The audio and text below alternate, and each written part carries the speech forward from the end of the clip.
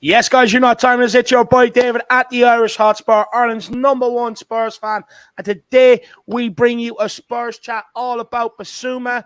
Lots of different questions on him and also about the Don Paratici. And yes, I will say Don, I'll say it loud and proud with my chest out. Don Paratici will be having a good debate on that. Sure, there'll be plenty of opinions flying around here on that. Could get a bit spicy, but we'll wait and see. But Jack, how are you keeping, my man?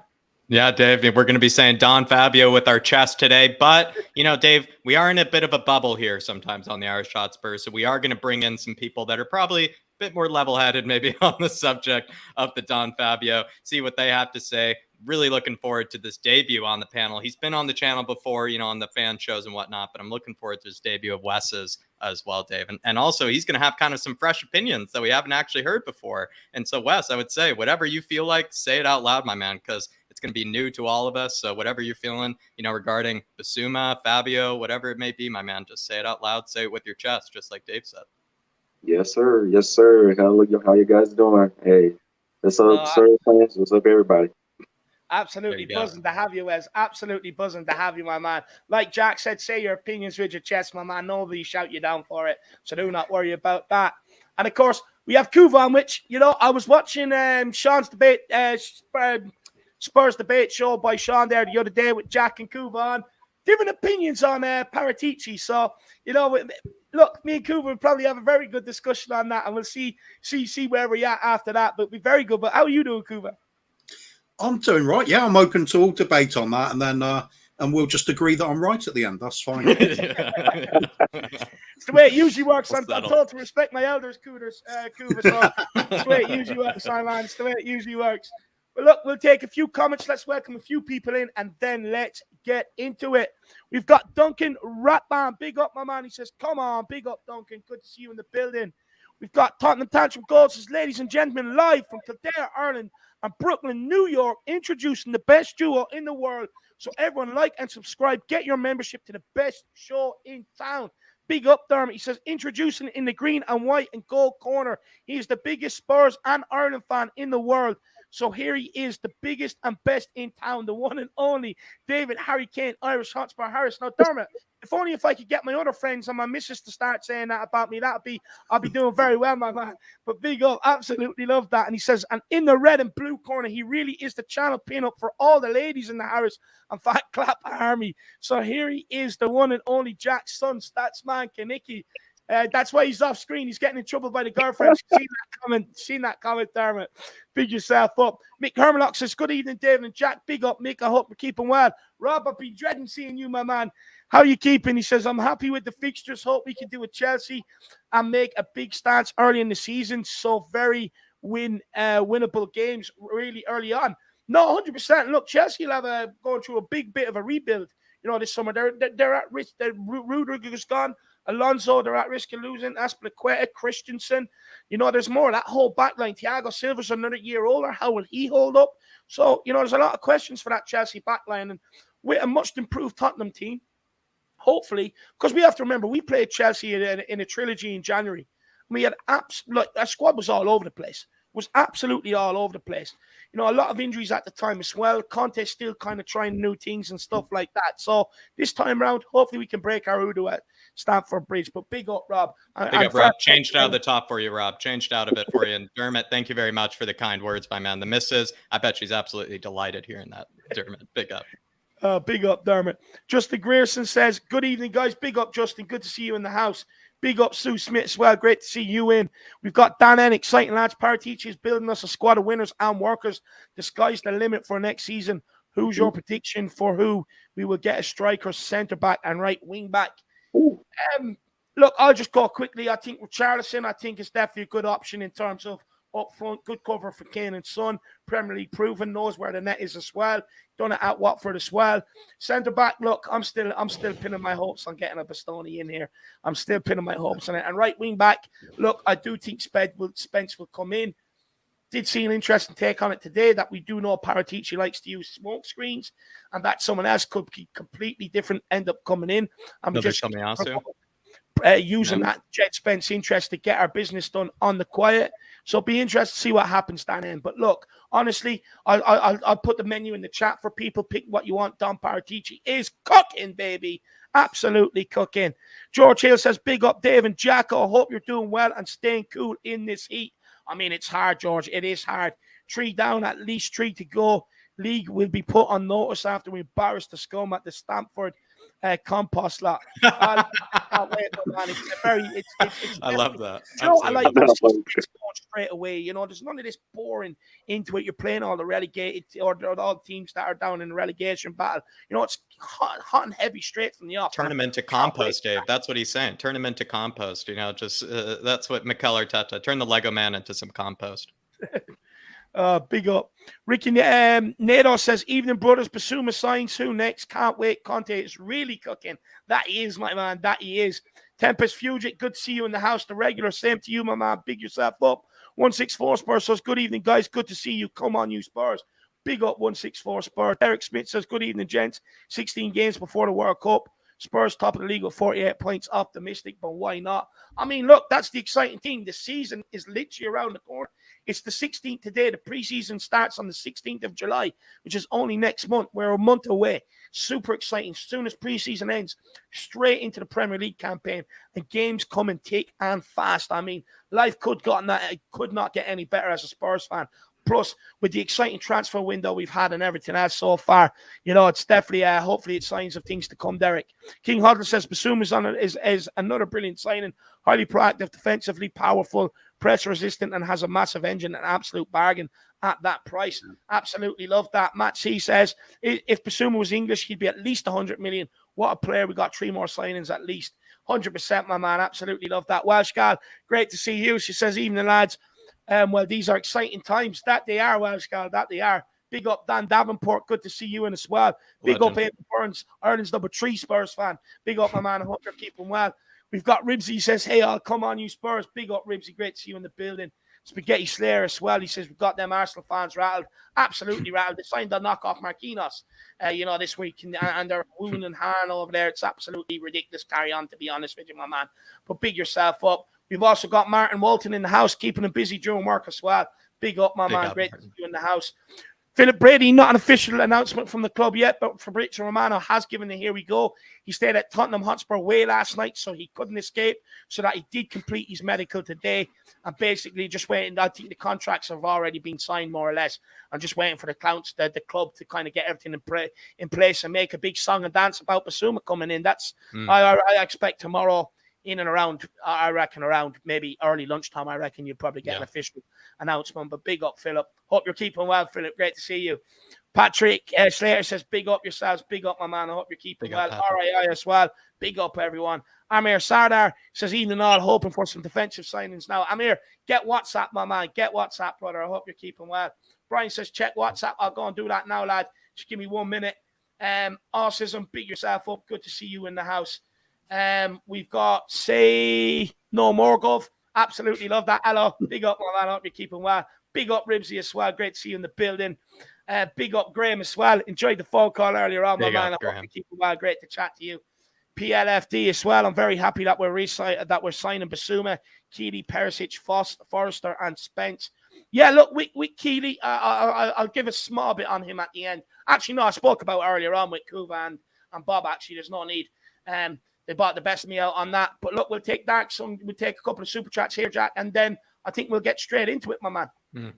Yeah, Dark Sun G saying, I'm really hoping for Richarlison or Raphinha before July. Someone didn't really like your, Richarlison, inclusion, Dave. And I did have to say to them, the one thing you do get with Richarlison is when he does get those 10 goals for Spurs is that he does do the chicken celebration, which is honestly, I would say, absolute shithousery. And Kuva knows how much I love the shithousery. So I would say Richarlison, as much as he's way too expensive and is practically extortionate, I would say, in terms of the price, I would say that celebration is almost worth the 70 million euros. Raphinha, to be fair, Raphinha is an absolute baller. I just don't even know how he fits into this team because he would probably be competing with Kulusevski for the same position. I think we're kidding to ourselves if we really think he could play striker. So you just kind of, with Raphinha, it's just really tough. Like, he would be an amazing inclusion, but I just don't really know if it's realistic because he would be competing with a lot of really tough players, to get a starting spot. Whether he wants that or not,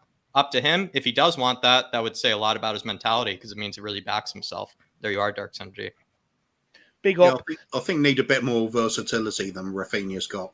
He's great player he can be, but yeah. I don't even know if he can play through the middle as like a number 10. Like I think he's like exclusively kind of a right winger. I think he's just a right winger. Like that's always what I've seen him. I was always seen him. Yeah, I think he mostly always played as a winger. I never seen him play any other really position. If that. We also have to take into account what we asking for here. Are we asking for Raphinha because he's Brazilian and he scored a few goals for Leeds this season and he's decent? Or are you asking, just because you want him? Or are we actually identifying our problem area with that signing? No, we're not. Whereas with Richarlison, we are. He covers Harry Kane. He's a proven goal scorer in the Premier League. He's done it at Everton. He's done it at Watford. He showed up for Everton when it mattered most. 6 goals in the last 9 games. He didn't shirk the responsibility. He was a massive factor in them staying up. A lot of his goal scoring stats this season have been manipulated because he's played in a system under that idiot, what's his name, Rafa Benitez. He's played in a system underneath him. So he's so defensive, it's unbelievable.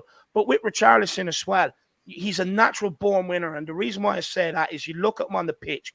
He sulks when he loses.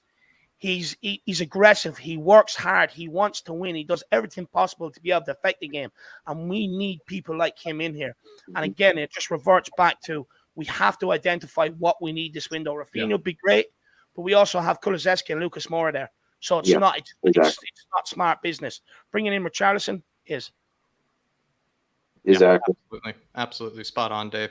Dark Sun G with another one saying Gooners September fixtures are Man United away, Everton, Brentford, Everton home, Brentford away. October for Spurs is Liverpool, Leeds, City, Southampton away, and then Nottingham Forest. These fixtures are bad for them. To be honest, I don't really feel like Arsenal are in any way going to probably take advantage of the fixtures. I think they're going to be sitting and hovering around 6th or 7th. And to be fair, I think that'd be an overachievement for them to be sitting, around 6th or 7th because it's going to be big. I don't know. It's going to be a dog. Like it's going to be a tough Premier League season next season. Like Ten Hag is coming in, Tuchel, had a pretty underwhelming last season. You could kind of say there's a bit of pressure under him at the moment. You look at Jurgen Klopp, classic, Karen Klopp, found a way to, lose out on the title. Pep Guardiola, maybe it's like his last season potentially, or at least his last 2 seasons over at Man City. So I would say, I don't know if the Lego Man is set up for a Dark Sun G. I don't need to tell you that. You already know that. But I would say the toughest one for Spurs, certainly February. February looks really tough for us, I must admit. Let's not worry about mid-table teams like Arsenal anyway. They're going to be too. They're going to be too, and they're going to be all over the place dealing with this novelty idea of getting on an aeroplane to go and play other teams. They're not going to understand it. I mean, who knows? Besides, they'll have enough trouble adapting because they'll be playing Thursdays again so often. Yeah, and it's not easy, the Thursdays. It really isn't. And they barely, made it, or they barely got 5th, with playing once a week, Dark Sun G. We'll see how they handle it this time with their B-rate Marquinhos and their, I guess their non-Raphinha signing that they just brought in as well, Dark Sun G. Moondog in the house saying, good evening, lads. Moondog, always good to see you, my man. Always good to see you. He's getting ready for his dire bets, Jack, this season. So Flat Cap Army is in the house, Moondog. The Flat Cap Army is in the house, my man. There you are, being well used on this desk here. Dark Sun G saying, Gooners, their April through May fixtures are Leeds, Liverpool away, West Ham away, Southampton, City away, Blues or Chelsea, Newcastle away, Brighton and Forest away. Wolves are their final fixtures are bad. Wolves, these final fixtures are bad too. So apparently he just thinks that Arsenal are just screwed in every way, but it looks like Dark Sun G is thinking. And I would say my favorite thing about Dark Sun G, Dave, is his, persistence with the Liverpool. I don't think I've ever seen him ever spell it, the correct way. Or maybe this is the correct way. Well, that is the correct way. That is the correct way, Liverpool. But it is. I don't know, like maybe Wes, anything about these fixtures? I guess Dark Sun G is more or less saying that he doesn't think it sounds like he doesn't think the Scum are going to win any games, in some of these months.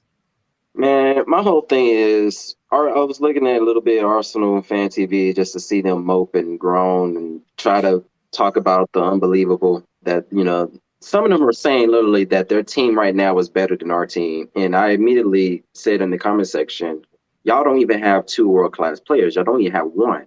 Yeah. We already have that's a 2 good point. world-class players. Well, really 3 with Lloris, and Romero was very close to being 1. So, like, you're nowhere. I thought they Even thought with our team Ramsdale last was year. world class. At West, didn't they say Ramsdale was world class at one stage? Yeah, it's like, come on, they pull Ramsdale almost out the behind every single time. Like, to me, it's like it's ridiculous that they're saying that even our team last year, or this just past season, was that they somehow were better than our team, and we completely killed them both times. Pretty great. Yeah. So I don't, and the fact of us is that we have 3 world-class players already on our team. They have Saka, who could be 1 world-class player. They got the midfielder from what's his name? I think who's they're there? What's his Party. That's the one they keep bigging up is Party. Yeah. I don't even know what signings they've been making apart from Vieira and the Marquinhos. Exactly. It's just Right. quiet over there. It's It's quiet quiet. on the Lego Man front. It's quiet on the Yeah. Lego Man front. They just- They're not going to be nowhere. They're not going to be nowhere near 4th or 5th. They're just not. No, not with where Newcastle is coming in. You got other teams that are going to revitalize themselves completely. Manchester United, one of them. Like, they're not. No, they're going to be 7th, maybe even 8th. They're going to be probably 8th if they're lucky. Do you know what it is? They're finished 7th or 8th. And also, just quickly, Dave, wanted to highlight this comment, which connects to Dark Sun G. Michael is in the house. Good to see our man out in Poland. He's saying, I've heard Robbie from AFTV claiming the fixtures are rigged. Dark Sun G, I don't even know what you have to say about that. Apparently, Dave, the fixtures are rigged. They're That's not rich only the coming from them. referees, but the fixture people are also against them now. Not only the I referees. remember when they used to get season after season, they'd have the easiest start they'd possibly imagine. Yeah. Always a home game against lower level Freshly sort of promoted teams. team, yeah. Yep. Always. And they get 2 hard lots in a row, and they're going to be bottom of the table after the first week again because Palace will destroy them. And they can just get used to their station. Start off the season at the bottom of the table, and then build your way up to obscurity because that's all you're going to get. Get used to it. Thursdays might not even have that next season. Clinging on for a Conference League place at the end of the season. Oh dear. Well, that's if they're What a bad player. Yeah. If the squad are allowed permission slips to go out abroad, and on Thursday nights the squad is that young.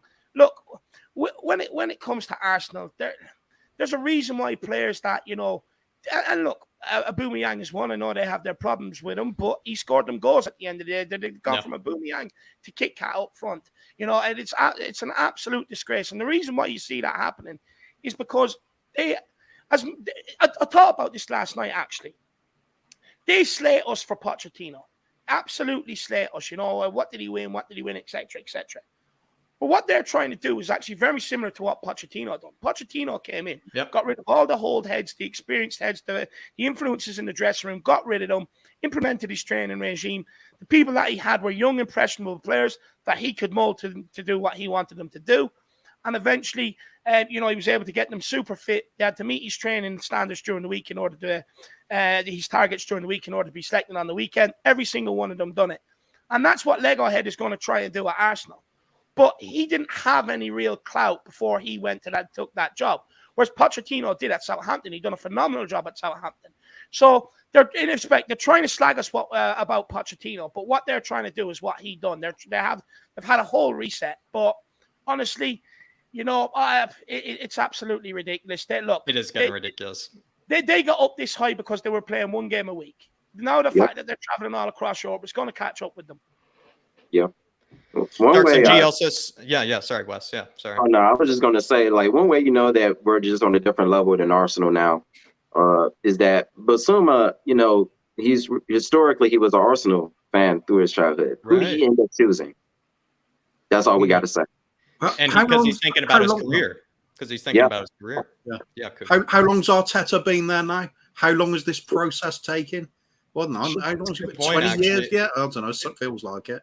It's a good point, actually. And I think, actually, Kuva, I once said this to someone who said that their season over at Arsenal wasn't too bad. I said, when you really think about it, the Lego Man went into that season with 1 game a week. He spent the most out of any club in Europe. And he already had 2 seasons of Premier League experience under his belt, as well. Like, you kind of think, like, it was all set up for him to actually have a spectacular season, and somehow, he still found a way to and had it in the palm of his hand as well. Yeah, at one point. Yeah, and had it in the palm of his hand. I mean, what more chance you want? He got that far.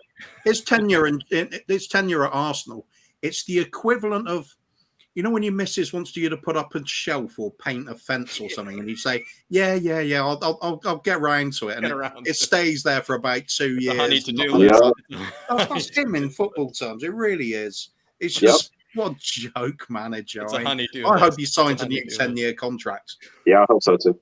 I love that. Dark Sun G with another one saying, aren't you looking forward to teams like Inter and Real and PSG playing in our beautiful stadium on Wednesday? It's going to be a great season next season. Honestly, the Champions League nights, I'm almost looking forward to more than even the start of the Premier League season. Just the moment that you just see the dim lit lights, Dave, you probably see everybody's kind of flashlights come up, and then you just hear the Champions League music, which probably has been waiting to be cued in that stadium for some time. In fact, I do hope that they get the song right, and hopefully they don't play the Europa Conference League music there, because that's what we need, is the Champions League music in there. Dark Sun G, it's going to make it beautiful. And honestly, just for the sake of it, just for the sake of entertainment, might as well just put all those teams in our group. Put Real Madrid, put Inter Milan, put PSG in our group. We'll see if we come out on top, Dark Sun G. It'll make those Champions League nights even better. I go to sleep listening to the Champions League music now, Dark Sun G. Honestly, I just have it on in the background on the speaker, nice and lightly, and it's like a lullaby to me now. I'm just so used to it. Could probably sing it word for word. Have been practicing it as well. I cannot wait for it to roll around. I'll be in full voice. I'll be standing there on the watch long, hand on heart, like it's my national anthem, and I'll be belting it out full power. I'll be so proud that we're back where we belong. It's in the Billboard Top 100 for Spurs fans, Dark Sun G. It's in the Billboard Top 100 for Spurs fans, the Champions League music. There you are. And I really appreciate support, my man. William Kelly, Dave saying Bissouma is going to be as huge as Conte was for Chelsea. I actually think that's a kind of a big claim there. I don't even know, Dave. Might as well maybe bring up one of the questions that we already have, today, because I think he's just done it. And maybe I might start with Wes here. And Wes, like I said, say this with your chest. Do you feel like Bissouma would start? It doesn't need to be for all three of these teams, but what I'm trying to ask you here is, do you think Bissouma is like a top 4 midfielder, sort of kind of player? Do you think he would start for Liverpool, Chelsea, Man City, any of those teams? Do you think he could maybe find a starting spot in? I'm also going to ask you this too, because I think William Kelly is more or less saying that. To me, it's no doubt, really, to be honest with you. This season, look what he done this season, even with the team that he had around him. Like, he was pretty much bossing. Like, especially, I mostly remember when he played us, it was bossing the midfield over the players we even had in our midfield positions. He just doesn't stop. It's like he has infinite stamina almost. Like, there's in a lot of those teams, all three of those teams you just mentioned, they like players like that who can just keep running and doesn't stop. And Man City, Chelsea, Liverpool, all their midfielders are kind of like all that kind of ilk where they just don't stop. They keep going, they keep going, they keep going. And he's one of those players that does that. So to me, he will at least be some of them he may not be starting because just who they have, but he would definitely be fighting for it. He pretty much be on a team almost every other week. I think he'd make some people look over their shoulder for sure, honestly, coming into that team. Kuba, does he start for any of these teams? I don't think he starts for all three. Like, I'm not sure if he makes it into the Man City team. Yeah, I could see him making it into that Chelsea team. I could see him making it into that Chelsea team or that Liverpool. I disagree with Man City. If you say, pick Bissouma and put De Bruyne next to him, does that not sound good enough that to win a sounds championship amazing. with? Maybe because, I'm a bit of a Gundogan fan, but to be honest, like Bissouma would be the right signing because Gundogan's like 34, I think, at this stage. So you're actually probably right, Kuba. Yeah. Like Bissouma's maybe even the player that they need. It's not so much that he's got to replace who's there. It's just he's got to be of a quality where he can come into the team when needed and they don't worry about it. He's good enough for that. Not a drop in quality. Because he's a squad player for any of the top teams. Definitely. Even for a Man City, not a drop in quality. That is a huge statement. And, William Kelly, Dave, he's saying he'll be as good as Conte was for Chelsea, which essentially means, Dave, we're winning the title next season. So, Bissouma, is he going to be our N'Golo Conte? Different players, but like maybe in terms of impact, will he have a similar impact that an N'Golo Conte had? I think he'll definitely have an impact on the midfield for sure, Jack. Look, he brings a ball carrying ability, which we don't actually have in that midfield. You look at Bentancur, ball play midfielder.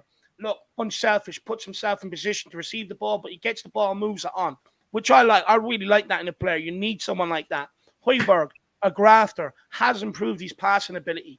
You know, Skip, a workhorse. But what we don't have is someone that we did have when we had Moussa Dembele. And don't get me wrong, I'm not comparing him to Moussa Dembele. Maybe Bimusa is what we can call him from now on or something like that. Bimusa, who knows? There's a nickname out there for people. But look, for me, what he does do, Jack, he brings that ball carrying ability. He doesn't bring goals to midfield. Don't get me wrong. He does not bring goals to midfield, but he brings that ball carrying ability. He brings a bit of pace into the midfield. What we've lacked at this club sometimes is someone that can get on the ball. You've seen it for the Republic of Ireland the other day. Our centre-back done it. Got on the ball, took 3 players out of the game, put one in the outside the boot into the bottom corner. We miss that, especially against low block teams. Someone like Bissouma can definitely get on the ball, take a few players out of the game. And I think that's what he brings. He brings a bit of steel as well, though, Jack. You know, very athletic. Yeah. And I think he'll fit in just fine. I think he'll have a very good impact. There you are, William Kelly. You practically took one of my questions away from me, my man, which I'll probably have to ask again maybe at some stage. But William Kelly, you're jumping the gun. And Wes, I think you still want something to say there. I can tell you're not done. I was just going to say that I also feel like because now who he's going to be playing with around him with Spurs instead of what he was playing with Brighton, he's going to have a whole better amount of talent around him, which can easily open up him spots to take a lot of long shots. If you saw the long shots he scored for Brighton, he can shoot outside the box, and he's going to have a lot of opportunities because they're going to be focused on Kane, Son, and Kulusevski most of the time. And would you say to Dave then? Would you think he might get more than like the 1 goal and 2 assists for Spurs? Do you think he might pop up with like 3 or 4 goals? Maybe? Yeah, he could. Yeah, because he's just going to be with a way better talent set than when he was at Brighton. No offense to Brighton, but just way better talent that he's going to have around him with Spurs. And I think it may ignite him to be even better than what I think people think even now that he is. Once he actually has somebody he can play well with and is on the same caliber of what he's trying to aim at. I also have a strong feeling that he might play a tiny bit further ahead, maybe of like a Hojbjerg or something like that, which then means maybe he has better chances to score. Kuva, it just could give the opportunity to call out David here. Do you think maybe he would get more goals than the 1 goal and 2 assists that he just registered? Do you see Bissouma perhaps, I don't know, finishing with, let's say, 3 goals or something like that? Nothing crazy, but outdoing Hojbjerg. Outdoing Hojbjerg. Will he outdo Hojbjerg? That's a great question. Yeah, easily. Yeah. I think so too. This is the thing. I've been critical of Hojbjerg. Not that I think he's a bad player. I just think we can improve on him. We just have. This is the step up. Yeah. This is the step up. It's the sheer power. I mean, people are comparing him with Dembele. I think that's possibly a little bit unfair. Dembele's almost generational sort of talent. He was that good. But there is certainly a Dembele quality to him. And it's kind of a little bit Wanyama as well. Perhaps even the destructiveness of Wanyama is big. So a combination of the both. Danyama. I don't know. Sounds like we should get Danyama and Danjuma maybe on the same Wembele. I do want to add to Kuva's point because I do see what he's saying. You look at Moussa Dembele, he could dominate a midfield on his own. Any given day, he could just dominate that midfield. You look at that team at the minute. Do we have it? We've got very good operators in Hojbjerg, Skip, Bentancur, workhorses, can do little pieces on the ball, can get by. But do we have that one player that can absolutely dominate that midfield? We don't. And this guy definitely has that ability to be able to come in and do that. And look, I've played the game. I'm sure, like everybody else, played it a lot.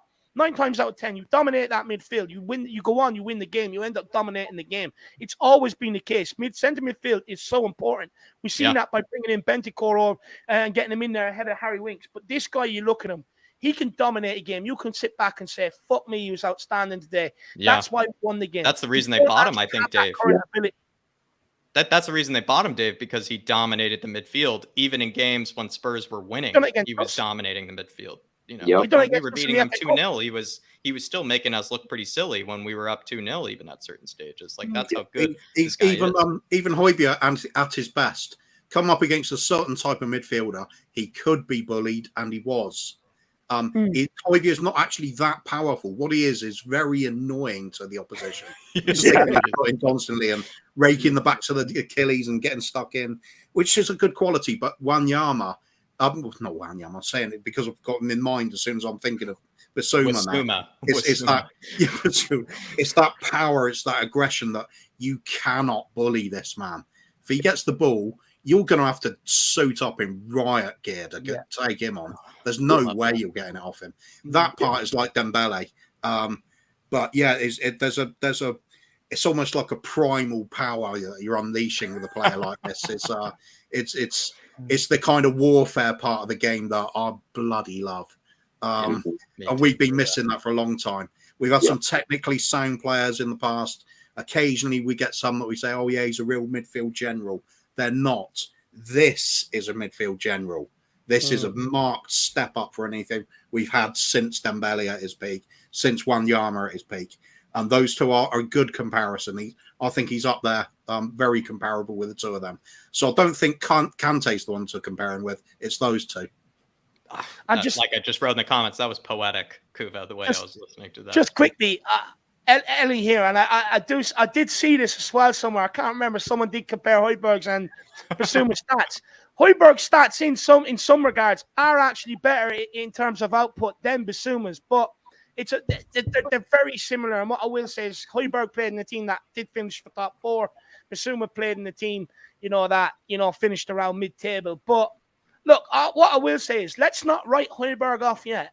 Jack, we only done a stream yesterday on Hojbjerg, and I think Hojbjerg's going to be made even better by Bissouma. I think Hojbjerg just needs like a little, I don't know, Dave, just needs like, just someone just to spark him a bit, just to get him, awake. Because I think Hojbjerg, his whole time at Spurs, he's never really had competition. Like, let's be honest, it's been Harry Winks the whole time, and he stepped into that team right away. And once Bentancur came in, we saw that Hojbjerg improved immediately, because he had a competition alongside him. Imagine when Bissouma comes in, someone who we all will agree, even as a Hojbjerg kind of sexual myself, we all agree Bissouma's better. We all agree. So what will be interesting to see is how does Hojbjerg try to get into this first team, knowing that someone like a Bissouma is there to take his spot, essentially. What I will say just quickly, and we'll let Daigle in. Sorry, Daigle, I'm hugging the screen right now. No worries, buddy. Thanks for having me on. I'm passionate on this subject. I'm like the Italians, very passionate, Daigle. But look, when it comes to Hojbjerg, what I will say is what we need to get to grips with and understand is he's in that leadership group in and around Tottenham Hotspur. Every club has one. He's in that leadership group. He sets the example. He's the first one with Eric Dyer at the training ground in the morning, last one to leave. Every manager has relied on him. Jose Mourinho, first season, 38 Premier League games every single minute. Last season, only missed 2 Premier League games and came off early twice in 2 of them as well. And that's it. He's very, very dependable. Eric Dyer in the midfield. What I will say is bringing in Bissouma now than maybe last season is probably ideal timing as well, just quickly, because you look at the midfielders we had last season, they wouldn't have gone off to try and get better. They would have just carried on sulking. But now with the group we have in with Bentancur, Hojbjerg, Skip, you can guarantee they're looking at Bissouma and they're like, okay, well, I'm going to get into training extra early before preseason. I'm going to be ready for preseason. I'm going to be top of the running stats, and it's just motivating each player to get the best out of themselves. So we're going to have a very, very combative midfield going forward. We won't see any more of this midfield where you're watching Harry Winks basically being picked up and pinned round like a bowling ball. You know what I mean? No presence in the midfield. Teams just running through it. You won't see that anymore. And that's what I'm most happy about. Daigle from Tottenham on tour. I mean, the big question is here on the screen. And, I want you to, give me your opinion on it. Bissouma, would he start for a Liverpool, a Chelsea, or a Man City? Is he a top 4 midfielder is really what the question is trying to say. He is a top 4. Whether he starts, that's another question. Would he play regularly? Yes, he would. First of all, hello to everyone, but big up Wester King, because I only speak to him on Tottenham when I'm on We Are Tottenham, so it's great to be on a stream with him again now. So he is a great player. He has great attributes, and what Conte can do with him is going to be something very, very special. But where you were just talking about Hojbjerg, what you got to remember with Hojbjerg, and people will know I am as big a Hojbjerg fan as they'll come. Not Alien Cursed kind of standard, but almost there. What you got to remember is the first season he came, he stood out like a sore thumb for us, but he had a Dele Alli, an Lo Celso, an Ndombele, and other players that we know with their attitude. And he literally was holding their own, and a Harry Winks, and he was literally burnt out by the end of the season because he was just here, there, and everywhere. Attitude's bad. Last season started pretty much the same, but chuck in a Brian Hill, again, attitude, whatever, bad. Bentancur came in and he built up this relationship. Obviously, Ollie Skip was there, and we saw the partnership with Skip that they were building, but then Skip got his injury. But there was terrible attitudes, and it got to the point near the end of the season with Hojbjerg and Bentancur, whether they had a bad game or not, which 9 times out of 10 they didn't, they knew they started the next game. Yeah. They knew there wasn't real pressure for their spot. There was like, we train hard, we'll play regardless. They go back to pre-season training and they see Bentancur, Hojbjerg, a fit against Skip, a Bissouma, a possible Emerson. The levels, the levels they're going to push each other to is going to be outstanding. They're all going to want to have those central places, whether we play a 2 or a 3. But all 5 of them, Emerson will have to see what his attitude's like again when he comes back, because love him or hate him or whatever he did show a lack of attitude near the end, which, let's face it, you can't really blame him for the way things were going round. But you get a rejuvenated Christian Eriksen who's full of life again and playing great football, a Bissouma who's going to learn under Conte, a Hojbjerg, a Skip, and a Benson. That midfield is complete. There is going to be healthy competition, good positive energy, great attitudes, a desire, a passion. That midfield is going to be formidable. Absolutely formidable. Sorry, guys. Oh, no, you can go. You go, David. Oh, no. I was just going to say, I just quickly want to ask Daigle a question. And look, by no means, this isn't a dig. I just want to kind of see where general teams are at. Someone that was, so Levy out last season and put the pressure on them to get rid of the manager, etc., etc. Yep. That has been at the vocal of bringing our bar transfer windows to the forefront, to the light. Yep. Would you be happy with that midfield going in? And you think, looking at that midfield, that you would look at it and you'd say, okay, Conte has been back with kind of what he wants, and that you'd be happy with that midfield going into the new season, no problems whatsoever. Look, I'll put it this way: Perisic coming in quick, early. We had this money invested free. That is a tremendous addition to the club. Forget his age, what he'll bring, experience. We all know when we talk about the quality the fullbacks bring. This guy is undoubted quality. I'm not talking about the whole transfer window, just the midfield. Listen, if we got in Eriksen as well. If we got in Eriksen as well, that is probably one of the most complete midfields in the Premier League. If you look at it, it will have everything. It will have the skill, the power, the pace, the energy, and finally the creativity. I was saying before, if it was Eriksen that had just come in without Bissouma, I wouldn't have been happy. I wouldn't have been happy because I would have thought, no, we need a bit more. Yeah. That as a five is incredible business. And then when you look at it, if we get that midfield quintet or whatever you call it, it will cost. Eriksen obviously comes on a free transfer, but as Sean says, it means money for it, whatever. But to say that value for that midfield was the outlay of Bissouma, this is what we've all wanted. Spending the money. It doesn't mean when we've been going mad with leaving, whatever it means, go and spend 90 million, or like the filth, go to buy a Portuguese for 35 million that no one knows. 25 million for Bissouma plus the add-ons, Premiership experience, and what he brings is an incredible bit of business. And the thing I love about it the most is we kept it so goddamn quiet. Yeah. And like Mourinho, like I said to you before, David, what I loved about Mourinho is, all right, we didn't give him the hundreds of millions that he's normally used to, but the way I looked at that transfer market is he said, all right, you're not giving me the money, but if I don't identify a player, I want that player dealt with in quick. And then if you look at that window we had, Matt Doherty, out of thin air. Joe Hart, all right, out of thin air. Reguilon and Gareth Bale, boom, out of thin air. They have handled themselves, building this midfield incredibly well. And if that is our midfield, it's a tremendous job by everyone associated with the club. Yeah. Beautiful again, Daigle. And honestly, really good question there from David. And, Daigle explained himself very well there. And honestly, Daigle put on the spot right away. Just how it is on the Irish Hotspur. Never easy. I want to genuinely just gauge all incest. incest. Sorry, that's the wrong word. Not incest. Not incest. Yeah. I think it was like. I mean, I just want to gauge everyone where everyone is at, because everyone has a different definition of what backing Conte means to them. So just to gauge opinions, that's all. No, absolutely. And honestly, what I've been seeing from the chat, a lot of Hojbjerg defenders in the chat right now. People are probably quite upset, in fact, with some of the Hojbjerg, maybe, I don't know if it's been any slander or anything, but honestly, just nice to see so many people defending Hojbjerg, like I said in the comments, like a prime Graham Roberts. Oh, yeah, I mean, I love to see the passion of fans like Ellie. Ellie, bless her, I absolutely love Ellie to bits. It's not Ellie is doing it, but there is passion for the player, like bigs them up too much, in my opinion. But I still love to see that. I mean, as I said on many streams before, she is a better supporter of this club than I am. I'm a fan. Yeah. I'm a fan. She's a supporter. She really gets behind them. I quite often get angry and very agitated, and I'll have a go at players, but she tends to just always back them. Gotta respect that. You're allowed.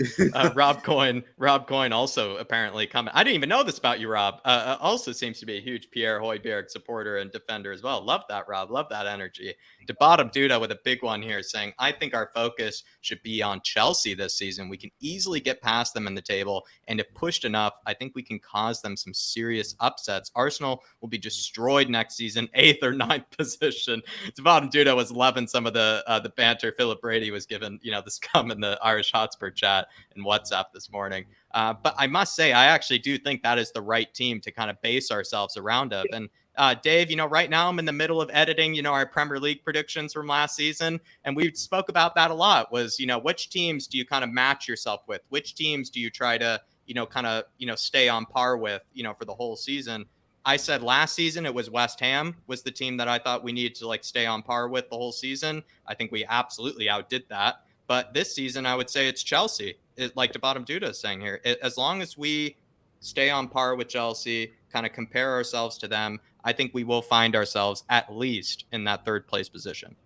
Yeah, look, for me, I always approach the season. You want to finish, obviously ahead of where you did the season before. Look, for me, you look at Chelsea. I mean, there's a lot going on there right now. There's a hell of a lot going on there right now. And I think playing them at Stamford Bridge so early in the season will suit us. Win that, break that hoodoo. This team will have some amount of confidence for the remaining, 14, 15 games before the World Cup starts. And you've seen what a confident Tottenham can do. We've seen that on the back end of last season. After we beat Arsenal, we went on and done our job. Bet Norwich so convincingly on the last day of the season, where it probably in times gone by would have been nervous, or maybe we would have scraped a draw. But beating Chelsea early on, I think, sets the precedent. I think it will also show that we will finish ahead of them. But what I say is you look at Chelsea, they stopped us from probably winning the League Cup last season, finished ahead of us in the league. We do not travel well to Stamford Bridge. Even when we play well at home, they always get lucky. They always get lucky and usually turn us over. You beat Chelsea, and I think Conte is well aware of this. You look at the window we've had so far. You're bringing in players that will help you compete more in that game. Paratici, Bissouma, players that will help. Obviously we have more work to do. But you add that in with what we've already got. You can actually compete with them on a footballing level. You can come to these games posing a threat. But for me, you get Chelsea out the way, you do Chelsea. Conte's already got the Man City in his bag and Liverpool. He already knows how to play against them, set up and get the results. The players under Conte already know what they need to do. Get Chelsea done. You rectify some of the problems against some of the smaller teams we drop points to. Southampton at home, Wolves at home. And Brighton, Brentford, you rectify them problems again with the sort of players we're bringing in, Jack. You can go on, you can win a cup, you can go on and you can challenge in the league. I'm convinced of it. You just get Chelsea out the way, they can get the season, get the win. This season is open for us to do anything then. So I don't actually agree with this. I don't think you should be focusing on Chelsea. Manchester City won the league. That's who you focus on. Yeah. Nothing. If you accept for anything below the very pinnacle, you don't deserve getting the pinnacle. It just shows I'm not a winner, because that just intimidated me even hearing that. If we're going to focus on getting third this season, Conte should just walk now. Yeah.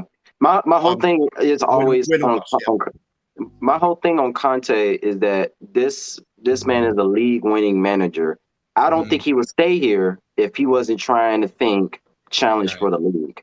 I just don't. It's not in his blood. It's not in his blood to not think he can get his team that he's coaching to try to win the league. That's going to be his goal. I don't care what anybody say. Everybody's going to doubt Spurs. Everybody always do doubt Spurs. But even some Spurs fans are still hesitant, saying, "Oh, I don't know. We can probably just go for third." Me, I agree everything what David just said. He already knows how to beat Man City. He already knows how to beat Liverpool. If we get past Chelsea and we clean up the crazy losses against these mid-table teams, we're easily supposed to challenge. That's supposed to be challenging for the league right there. It's like there's no end to it.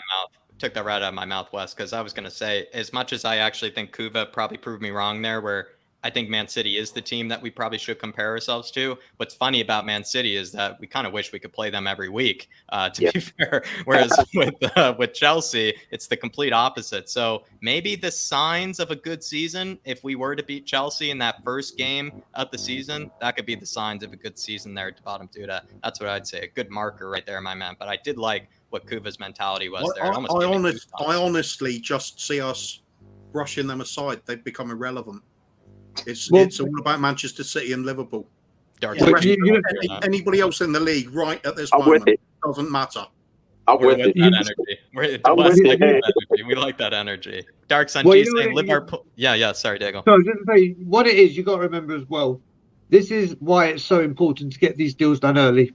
So when it comes to the second game of the season, all the players of us that have had a pre-season under Conte, they're all at the same fitness level.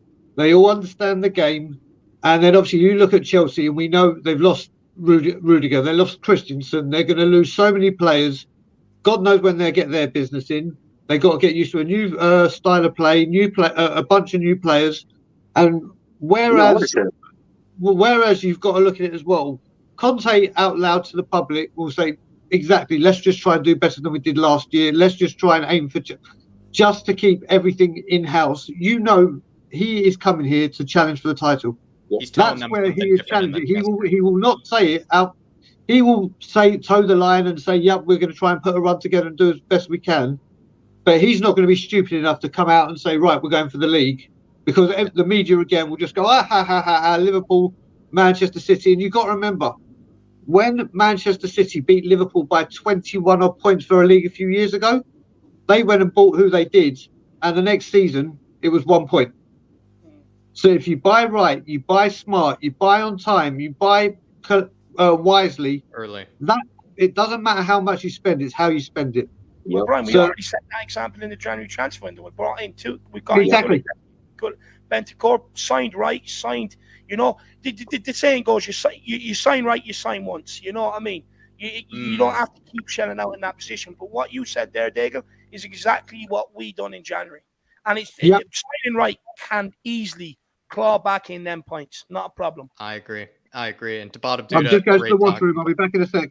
No problem at all, my man. To bottom Duda, really appreciate the donation, my man. Great talking point. Had us going for a while. I kind of know what he means though. It's just like a realistic expectation of where we're realistic, but it promoted a good answer out of you, Kuva. Promoted a good answer. Kuva has his Conte glasses on. That's what Conte is thinking. You know, he's looking at City and Liverpool. So that's what that's what Kuva's doing. He's looking through his Conte lenses. It's not just Conte though, is it? Echoes of glory. Yeah. Yeah. I love that answer as well. It's part of our history. It's what we should be doing at all times. Yeah.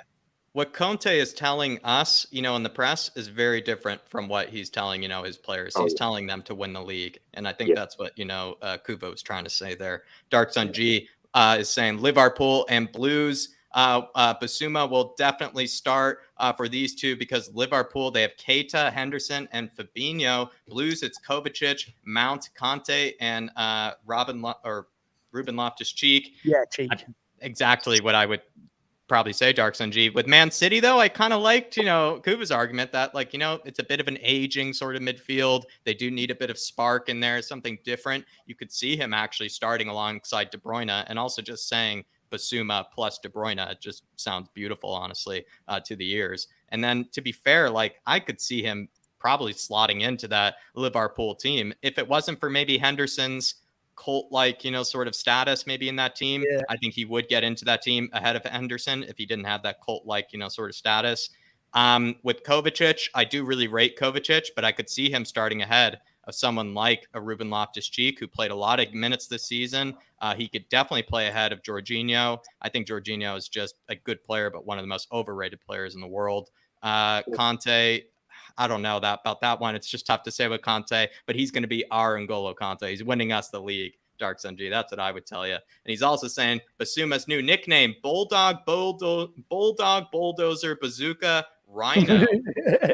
Maybe one of these. Is he just the Bulldog Bulldozer, the Bulldog Bazooka, the Bulldog Bamusa. Rhino? I think I'm sticking with Bamusa, Dark Sun G. I like Bamusa. Bamusa. Yeah, mixture Bazooka, Rhino. Bamusa. I kind of like Bissouma. Bazooka. He can shoot on side. Oh, if he scores a rocket, he does. Bazooka. It's definitely Bazooka. It's definitely Bazooka. It's definitely. He can hit long shots. And it's nice, Dark Sun G, to have nicknames about players, for a good reason, not as much, the Mr. 33s and, the Harry Stinkses of the world. No more of that, Dark Sun G. No more of that. We're past those days. William Kelly saying, why can't we win the title next year? What does Conte do in his second season at the club? He wins the title. The difference between us and Liverpool is we have the beating of City and the one-on-ones. Exactly, William Kelly. And to be fair, I don't know, Wes, do you feel like, that's what kind of Kuva and Brian Daigle were trying to say is Conte comes into this team, the second season, he's not saying third place is enough for me. He wants to win the title the following season. Technically, this isn't his second season, though, is it? He hasn't had a full season yet. True. But that dude's whole mentality is winning leagues. That's just his mentality. There's no ends and buts on him settling on making third or fourth place again. That's just not how he operates. That's not what he built his accreditation on as a manager. It's just not. His whole goal is to win leagues, and then if he can't win the league, get as close as possible to win the league, and then get 2 trophies on the side. That's just his mentality on it. And I think what's happening as Spurs fans right now with us getting all this business done, all the positivity, you got all the negative people around saying, oh, Spurs, they can go for third or fourth this year. They can, Spurs, they can challenge for top 4 again. You got a lot of them that's going to say that, and that's going to dwindle how we think as fans of our club. But I think we have to look at the facts. The facts is we're getting in what Conte wants. We're getting in very, very reliable players. We now got, once we get Eriksen or one more midfielder, whoever it is, our midfield is probably one of the better ones in the league. When you're talking about ball winning, the size, the determination of all the midfielders we have now in place, we just now, all we need really now is just a right wing back and another forward that can either substitute for Harry Kane at striker or play either wing. And then pretty much we have a team that can challenge. Because if you look at it, Liverpool would be weaker. Mane most likely is most likely gone. So that makes them. We all know they got Lewis now on the team that they're going to pull left wing, but I don't think he's on the level of Mane. You got Chelsea, of course, who's going to be a lot weaker. They're going through a whole new regime when it comes to their owners. You don't know how they're going to really spend. They're going to spend, but you don't know how they're going to do. You don't know if it's going to be the same way the last regime did with Chelsea. I don't think they're going to have that kind of freedom like that no more. They're going to have to be very careful who they sign. They can't just do what they did previously and just spend $500 million every 2 years. So things kind of looking towards our favor more than what people think. That's what I got. Absolutely. On it. William Kelly, honestly, put that up on your wall, what Wes just said there. He built his whole reputation off that. His whole CV is based off that sort of thing, of winning leagues and being the guy that goes in there and wins leagues. Yeah. To be fair, we'll be honest, and this is things I think we've all brought up before, as his European record, not nearly as good on the CV. But I think what Wes just said there, William Kelly, exactly that. He's going to come in here, and his mentality is winning leagues. His mentality is not third place. It's much bigger than that. I just want to say quickly before you move on with the super chats, Jack, I'm a bit upset, to be honest with you. So I've had a look at the likes on the stream, and as we all know, likes are very, very important. There's 360 people in house and there's only 109 likes. Guys, I know you're enjoying this show. Everyone, that thumbs up button, just give it a smash. It really does help out everything we do here. Keep pushing out this content. You know, it feeds our ego as well. It helps us believe in what we're doing, guys. So please just smash that like button. Sorry, Jacko. Kavkov Gaming, another defender of Hojbjerg in the chat, saying, have you seen how good he is for Denmark at last season? What was it, like the most chances created or something like that of any midfielder? Just recently, he's just playing absolute saucy dimes against France. Hojbjerg, all I would say is that he's continuing his good form into the international break. And I would say, as much as I am Hojbjerg's, probably second or third biggest fan alongside Ellie, I think we're all competing for that second biggest fan by the looks of it. Kavkov. Here we go. How about this for an olive branch for Ellie and the likes of Kavkov as well?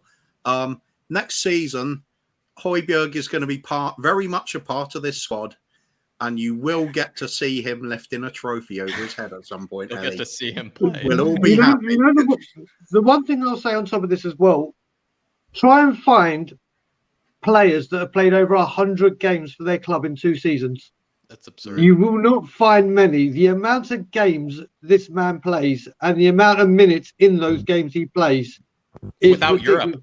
Like Europa Conference League. He didn't play many Europa Conference League games. If we were all to say right now, you have to pick one player right now that you know will be fit 99% of the time, no matter what happens, whether you like him or not, every single person will turn around and say the one person you can probably rely on fitness that will turn up, even if he's blooming with Mourinho was trying to drag him off when he did his shin, is this guy. You don't play 100 games for your club only, let alone what you do internationally within 2 seasons. There is very few people that do it, and that gets heavily overlooked because he plays so many games, more than other people in minutes. When you convert the stats, I think almost that like can skew it a bit because he is an athlete and a half. I call him the bionic man because he's like the Terminator. You cut him and it's just metal underneath. It's not skeleton. And it's like the Terminator, like Kuba said, he's annoying, like the Terminator. The Terminator. It reminds me of a player from years back. People my age will certainly remember him. In the 80s and early 90s, it was our player of the year in the early 90s as well at one point. Paul Allen. Oh, Paul Allen was a grafter. Sure, there were better right-sided midfielders around. There were better, of course there was. You would never call him world class. But for our team, he gave you everything, every match. Back then, he ran like they do at the fitness levels of today. He literally ran his socks off. He'd be there absolutely knackered at the end of most games. Players having to stretch his calf and hamstrings for him because he was getting cramp. He'd lost so much body fluids playing the match. Oh, sorry, for Bob. So, he gave everything, and that is something you can't take away from Hojbjerg. Even the likes of myself who have said that he's lacking in some things. Never question his effort levels. Never question his attitude, and that's why he definitely needs to be kept as part of this squad. It's going to be a rotation game. They're like, as Brian pointed out as well, you just can't play that amount of games and stay at your peak every season, week in, week out. So things are looking up. Do you think he could benefit from maybe coming off 70, 80 minutes in games where the job is done? Even if it is a case where he plays, that he could actually benefit and you could see his standards actually improve because we're not rolling them out like this season. Rolled them out for 50 games along with Harry Kane. Ben Davies, the only one that played more than 51 games, but yet Harry Kane and Hojbjerg could play the most minutes. Hojbjerg played the most minutes the season before under Jose Mourinho of any other player. So and we've seen at a stage this season he did have a slump. So Kuba, do you think he might actually benefit from not having to be rolled off the bench in Europa Conference League games or early round of cup games because others aren't doing their job? This ties in with an observation I had on the player, and I think a lot of other people have said the same thing. Hojbjerg finished the season very strongly. His passing stats have gone right up. He was picking out the passes a lot more comfortably. What's the major thing that had changed is he was having less games in a week. Yeah, we're out of the cup competitions. We're just focusing on the league. His performance levels went up. perhaps that is the answer. Get him to rotate more. Perhaps people are right when they've been saying, he's been playing too much, he's exhausted. Yeah, it could well be. Hojbjerg wouldn't admit himself. I think he's one of those players that wouldn't. Oh yeah, he'll play till he drops. Too much. Yeah, he'll play till he drops. But we know, like you just said, Kuba, he's better when he does get a rest, and he won't say that himself. He won't. If you look at it, David and I were at the game together when I saw probably the worst 45 minutes of football I've ever seen at Tottenham in that 2-0 defeat to Wolves, and he was rested in that game. That was the game he didn't play. The first time he didn't even come on the pitch, and then he was back in, and that was just from one game. He had that little rest, whether you want to call it a rest or a kick up the arse to say, fuck up your ideas. That was the one game that he wasn't involved at all. And then when he came back, you saw a different, maybe because it was Bentancur as well, but you saw whether it was, like I said, to rest or a kick up the arse, he got the message. And from then on, he improved. Do you know what, Brent? Just quickly, because I know Jack does have a lot to get onto, and then we do have Paratici to get onto and talk. A lot of different opinions going out there. But just quickly, Conte had done that with Kulusevski as well. Dropped them for that game, I think it was against Leicester. Bit of a kick up the arse, maybe rattle his cage. And then, he comes out and look at the performance he puts in for that game. You know what I mean? It's something that Conte seems to do a little bit. Just take them out for one game. Like, look, getting a bit far ahead of yourself. Here's what you need to do better if you want to get back in. And they all go and do it. But sorry, Jacko. Honestly, Kafkov Gaming, all you there, my man. You absolutely sparked the whole conversation there, Kafkov. Well done. Rob Coyne, I just wanted to highlight this. He said, Pierre is one of the first names on the team sheet. Come on. He plays like Conte used to in his playing games. Leaves 100%, 110% out there. I don't want Eriksson. His attitude was bad near the end. I don't know what I would say about that Eriksson part near Rob, but I love that Pierre part, my man. Bob's for TV saying, now I see why I've not been invited on this show. You're all ugly. Piss off the lot. Sorry, Wes. The lads will explain. Honestly, he did it in a different style than he normally does. He usually just says, hello, all you beauties, and then, and Jack, or something like that. He's done it a bit differently, a bit different style than what I'm used to, actually, Bob Spur. Subtle, much more subtle. Bob, thanks for coming on earlier. You were a great addition to the panel, a great addition to the conversation we had on that. Big up, Bob Spur. Sorry you missed out on this one, my man. It seems like, it's a beauty standard thing by the looks of it. Dark Sun G says, if our summer is a success, imagine the January one. I mean, I don't know. I think the January one is just like more and more we kind of look at it. We look at the Kulusevski signing. We look at the Bentancur signing. We start to think to ourselves like, yeah, that was a lot better, probably January window than we thought. And then Dark Sun G also wants to say we can beat Southampton and Wolves home away now because no wings. That's what Daigle brought up earlier, Dave. You play 45 minutes without Hojbjerg against Wolves, you're already 2-0 down by the end of halftime. I mean, it's probably nice that actually going into next season, we might not have to start Hojbjerg in these games. I'll be honest, Jack, I felt like crying. Honestly, I felt like crying when I turned up and Winks was in there ahead of Hojbjerg. Daigle know how unhappy I was when I seen the starting lineups. I was absolutely you don't see me rattled many times, but I was rattled that day just purely because I know what Hojbjerg brings compared to Harry Winks. I knew what was going to come. I was after sinking money into the trip as well. I felt like just getting on the train heading back home. I really did. I could see what was coming. I felt bad for him that day. I really did. I remember on the watch along, we were all just saying we felt so bad for Dave. Stefan Blois, just wanted to say hello to him in the house. He says, big up, guys. What a panel. Really appreciate that, Stefan. Really do appreciate you tuning in as well, my man. The bottom dude says, Paratici still needs to do a lot in the market. I'm sure he will. City got 10 times stronger with Holland and now Cucurella as well. They will spend further. We need to get more players. Crucial Conte contract extending, I think, as well. I think he's talking about the Conte contract needs to be extended. I mean, honestly, Paratici, as much as we're about to have a big conversation about how well he's done, we do have some people on the panel here at the bottom Duda that will probably, ease off, our hype train with Paratici and just say, listen, he still has plenty more work to do. We still don't have a center back in, we still don't have the wing backs in, we still have plenty more work to do in the transfer market. And honestly, that Cucurella signing, I've said this before, I think he was actually Brighton's best player last season. I think that's an unbelievable signing. I really like Cucurella. He's just a brilliant player. He even played as like a left-sided center back really well against Spurs at one stage. Wait a second, isn't he there? I didn't know I was going to Man City. Yeah, it's news to me. He's right behind me.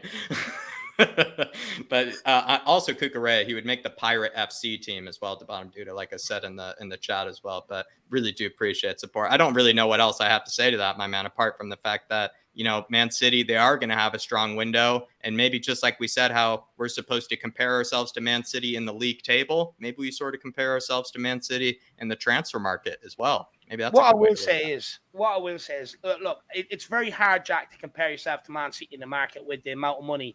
Maybe just with the split, like, you know, like maybe the cleverness of the moves, Dave. You know, like you don't need to spend as much as them. But what I will say is, I'm not sure. Like, this is the only terminology I know of it as is, and it's like there's more than one way to skin a cat. You know, and it's basically like, yeah, for Pep Guardiola, they can afford all that money and they can bring them players in and play the way they do, but look what Conte already done to Pep Guardiola's team this season with what they have, and they had a much better team than what we do at this season. In fact, we're actually going to close the market on them a bit in terms of quality in this window, in my opinion.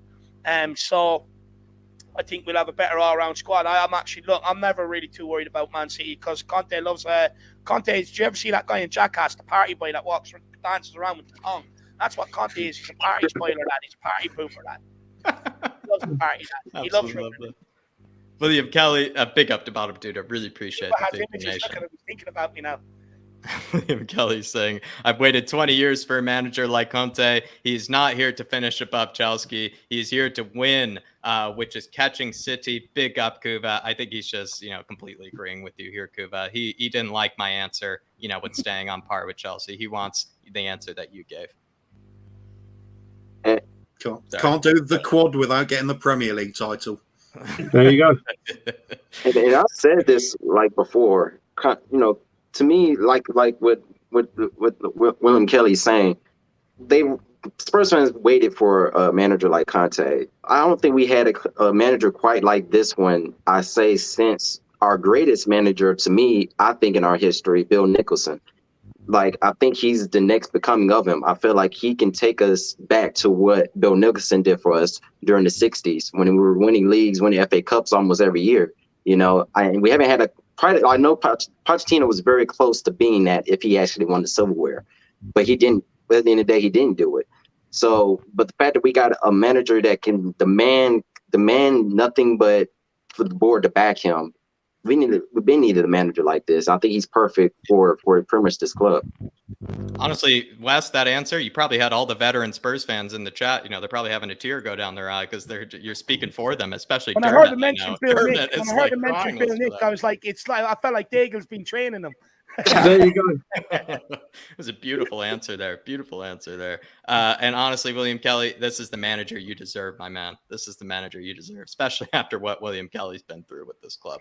Dark Sun G says, Blues suck at penalties. They lost 3 cup games in 2 seasons with penalties, twice to Liverpool last season and once to us 2 seasons ago. If we play them, go for pens. But that means it would need to be either a Champions League final, you know, Dark Sun G, or it's going to need to be some sort of cup match of some kind going up against them in the pens. If they keep Kepa, at least we know that it's going to go to probably 16, 17 penalties. So that's how many chances we get, you know, to try to win it. So, because he can't save a thing, Dark Sun G. And apparently he's been doing this whole season, or at least last season, all he was doing was preparing for those penalty shootouts, and he still couldn't save a one. But I don't know, Dark Sun G, with Chelsea, any sort of victory against them, it really is our bogey team. As much as we don't like to say it, it is. How many games have Spurs won on penalties? The last one we did. Remember us losing a few. The last one I remember is 84.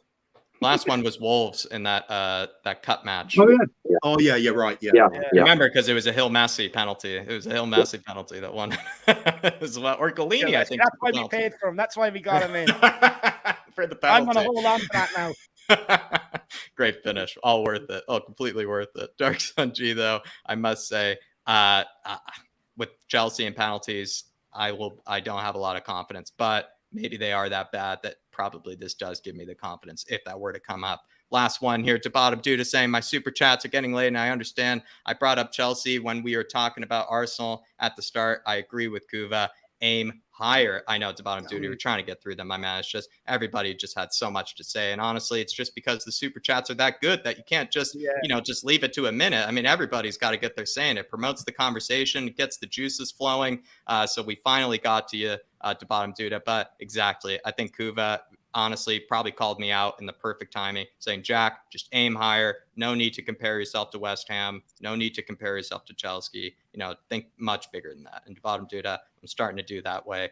But the moment that he even said, compare myself to Man City, started getting goosebumps to bottom dude. So maybe I need to change my mentality a bit. Maybe need to adopt that winner's mentality, my man. Yeah, big up the bottom, dude. And just quickly, Jack, before we move on to the next part, Bob Spur TV member for 15 months. Big up, Bob Spur. Fuck me, lad. Honestly, that's unreal. It's nearly as old as the channel, that membership. He says, I see only ugly people allowed on the show tonight. Guess that's why you're annoyed by positive energy from the fans. What I told you, Bob. Big up average people. No, Bob. Dude, it's not that at all. Strict policy, Bob. It's not that at all. Do you know what it was, lad? You were on this morning, and then we decided we were going to do a bit of Paratici, and I was like, who have I seen on streams lately that have kind of, I feel like, we could have a good discussion about it that doesn't agree with me. And I thought of Kuva straight away because he triggered me the other day when he was on Sean's channel. So that's why I got him back on. But big up, Bob. And then Amir Sardar, member for 6 months. Incredible panel tonight. Bring in Dennis Eriksson and Solomon instead of Richarlison for half the price. Spend big on Bastoni and Kostic or Hakimi. Come on, you Spurs. You actually would save money as well. Like if you got Eriksson, I believe Solomon's going to Fulham. He is going to Fulham. Yeah. We're big Shakhtar fans over on the Irish Hotspur, Amir Sardar and I. So we're very disappointed in that one. But Amir, it's kind of like the Bruno Guimaraes situation where it's like with me, at least he didn't go to the scum, and at least I get to watch him more now. That's how I would say. At least I get to watch more of him. So we get to watch Monor Solomon together now, Amir Sardar. Maybe we'll do watch-alongs together of Monor Solomon. But I must say, though, in the case of Richarlison, like 70 million euros, like you can get a Milinkovic-Savic with 70 million euros. Like it really is that extortionate of a fee. Like there's so much better. You can get Bastoni with 70 million euros. That was apparently the price that they would absolutely sort of have, considered. We went with the lower kind of bids, but if we had just went straight away with 70 million euros, maybe we could have got him Bastoni. So if we're willing to spend that much on Richarlison, we should be willing to spend that much on Bastoni. We should be willing to spend that much on Sergei. But the way that you just broke it down there, Dennis, Eriksson, and then who else as well? Solomon, that's like 30 million, I think, in total. So I have 40 million left to spend, Amir. So tell me what else you would spend that money on, my man. Saving too much money there. Saving way too much money. And also we have Matt Hayes in the house as well, Dave. Big up, Matty. Good to see you in the building, my man. Great to see you in the building. But guys, before we do move on to the next part, come on, let's get the stream up to 250 likes. We're at 186. Doesn't cost a penny. Like Ellie says here in the chat, she says, come on, guys, smash that like button. Everybody, please smash that like. Ellie, you get them all into shape down there, Ellie. Big up. Thank you very much. And guys, keep getting the support in for the channel. It's absolutely unbelievable. Look, basically a super chat just means you do skip the queue. We'll get straight to it, and we'll have a good discussion on your comment or your talking point. As you can see, what we've done with the super chat so far, it definitely is well worth it. So, guys, feel free to get them in, but keep doing what you're doing in terms of getting the comments in the comment section. That's very, very important as well. We want to hear your voices, and we're going to keep bringing the comments up on screen. Just before moving on, there was one very quick thing I wanted to bring up. Brian was mentioning about Eriksson. It's the makes this with Bissouma and Eriksson, that's like the complete midfield set we need. It becomes an interesting point because I was against us re-signing Eriksson. Yeah, me too. Until Bissouma came in. Exactly the same. When Bissouma comes in, you can play Eriksson and forgive his sort of tackling abilities and his frailties and like closing people down, doing the spade work, because you've solidified behind him so much. It becomes a viable option. And then you have got the likes of the 3-5-2 formation on the table. It now makes a lot of sense. I've changed my opinion on Eriksson now. I've changed my opinion on Eriksson every week, I'll be honest. Honestly, no one should take my opinion seriously on the guy, because I've gone from saying I don't want him to saying I do need him. I've been all over the place. But you would say, I think, Kuva, you brought before, like Bissouma plus De Bruyne just makes sense out loud. Yeah. Bissouma plus Ericsson, it has a similar ring to it. It just makes sense out loud. It doesn't have a similar ring to me, but I know what you mean.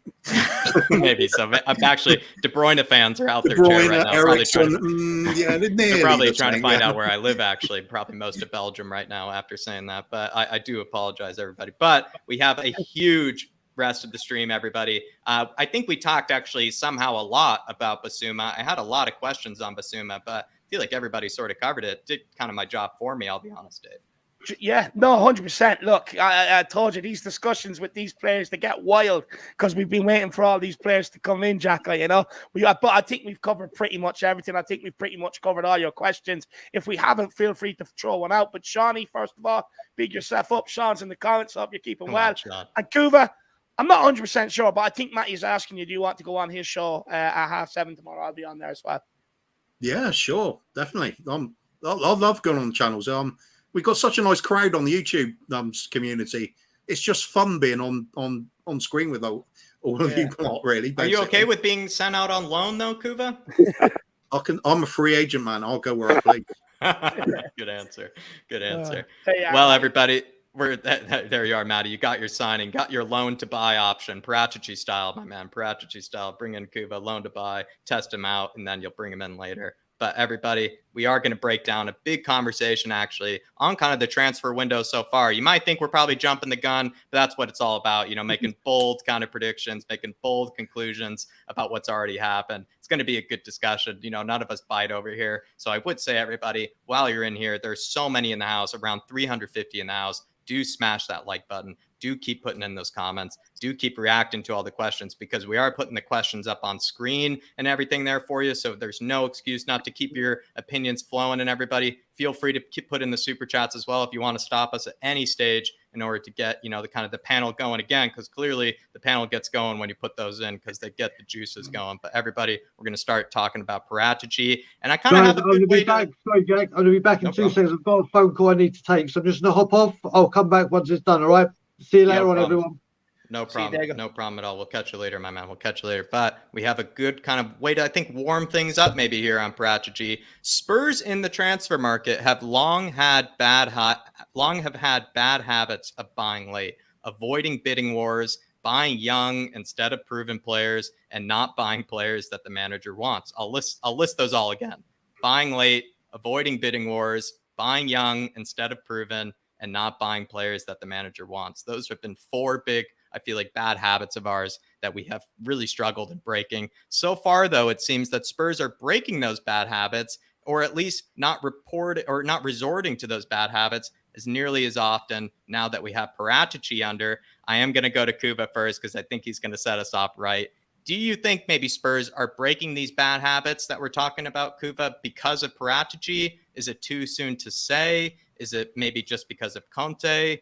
What do you make of the fact that Spurs are not maybe engaging in the bad habits as much as they did before? Start off with one thing. You nearly gave me a heart attack there when you said, I'll list them. When you said list them again, I sigh of relief, because I thought you were going to list all of our bad signings. Because I'll go for a quick sleep and come back in 8 hours. Yeah, I have a phone call.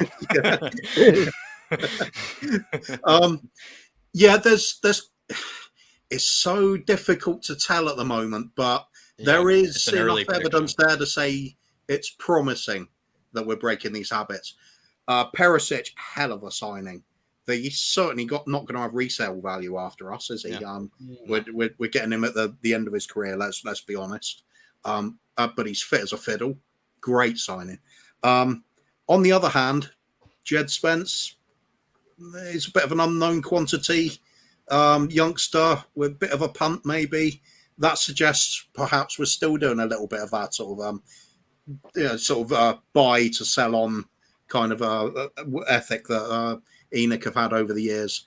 So we don't really know yet. All I'll say is it's an interesting time, and this summer transfer window will go a long way to confirming any suspicions we do have either way.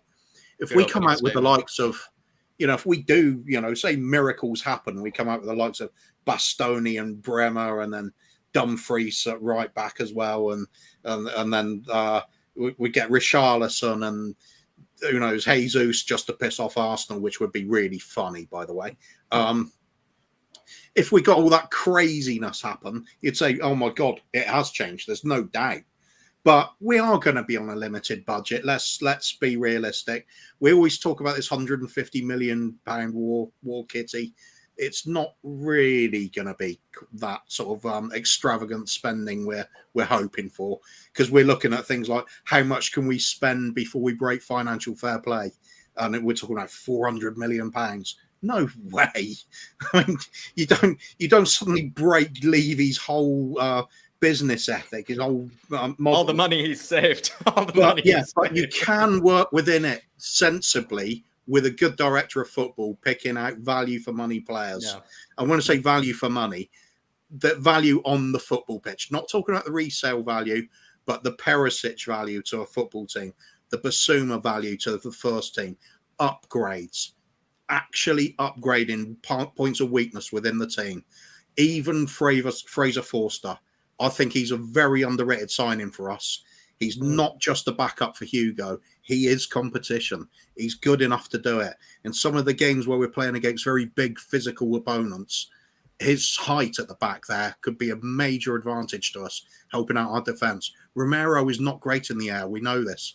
Ben Davis isn't great in the air. Dyer should be good in the air, but regularly isn't. At the moment, we do need some help out there. I think that's why we're getting a centre-back, though, to be honest. I think it'll be a big fella as well. The more I look at him, the more I'm looking at Bremer and thinking that's the one. I must admit, but yeah, I think there's evidence to get very, very encouraged so far with the evidence Paratici that effect. We're breaking the bad habits, but they might still be in there, because even just the other day, I remember you, Kuva, saying like, is Jed Spence, still one of those bad habits? And I had to be honest with you, and I said, yeah, it is still one of those bad habit, sort of signings that. Yeah, I think it was another stream. I might have been on Sean's stream, I think, possibly. Yeah. Will Stewart came on and he just said about it was a really obvious comment he made. But it was so true. He just said, we've got one of the greatest managers in the world here in Conte. We're going to be backing him. Is Conte just going to go, ooh, you know what? Go and get me Jed Spence. No, of course he isn't. That's not a Conte signing, is it? He's going to be looking at world-renowned player or somebody he's worked with in the past and knows and trusts. So as much as we should be optimistic, there is a little sort of underlying Levy-esque element to things at the moment. There's Levy tendencies. There's always Levy tendencies coming through. Dave, what do you think? So far, wheels could come off as well. So let's just see by the end of the summer. Yeah. Jed Spence, Dave, for you, is that like a Levy signing? Is that like a signal of the bad habits? Like, what do you make of this question, Dave? Do you feel like Spurs are breaking bad habits that they had in the past? Look, I think we've broken loads of bad habits. I'll be honest with you. Look, you look at the January transfer window, it got us top 4. We brought in quality over quantity, which we were not doing under Steve Hitchen. We were bringing in quantity over quality. A lot of people said it wouldn't be enough, but what we didn't do is add to our problems of players that are coming in here and haven't been good enough. We didn't add to that problem. We sit back, we wait till the summer. We got in what we thought was enough to get us top 4. They judged it right. But before all of that, Jack, look at the amount of players he got rid of that summer to be able to start building this process. And this is what us Spurs fans, I think we all need to kind of understand, is he has to be able to knock the house down before he rebuilds it. That's why he had to clear out the players he did last summer. If you're looking on it as a numerical point of view, when you look at the numbers out and the numbers in we got in last summer, of course you're going to say we're weaker. Of course you're going to say we're weaker in January, which many people did, bar me. I sat there and I called it a 9 out of 10 and everybody laughed at me. But I had the last laugh this summer. That's why I took 2 weeks off. I just had my feet up chilling with the umbrellas in my cocktails, Jack, because I called it right. But for me, I just think we are breaking all the habits. We also have to understand, we've been told Paratici, he's been dropped out there. We've been told that Don Paratici will be also redeveloping that whole scouting department. He's also doing that. And by doing that, you're going to see players like Jed Spence come in here. Yeah. Because you're always going to have one eye on the future. You look at the best wing backs we've actually had at this team, which we've struggled to replace. Danny Rose, Kyle Walker. We got one from Sheffield United and one from Leeds. At 17, I think you're the one at 18. Sent them out on loan and developed them. And when they came into the Pochettino squad, They were a key part of that squad. They were ready. We can't keep shelling out money and hitting and missing on these positions every single season, every single transfer window. You can't keep shelling out money like that. That business model is not viable. At some stage, you're always going to have one eye on the future. You look at the people he's brought in.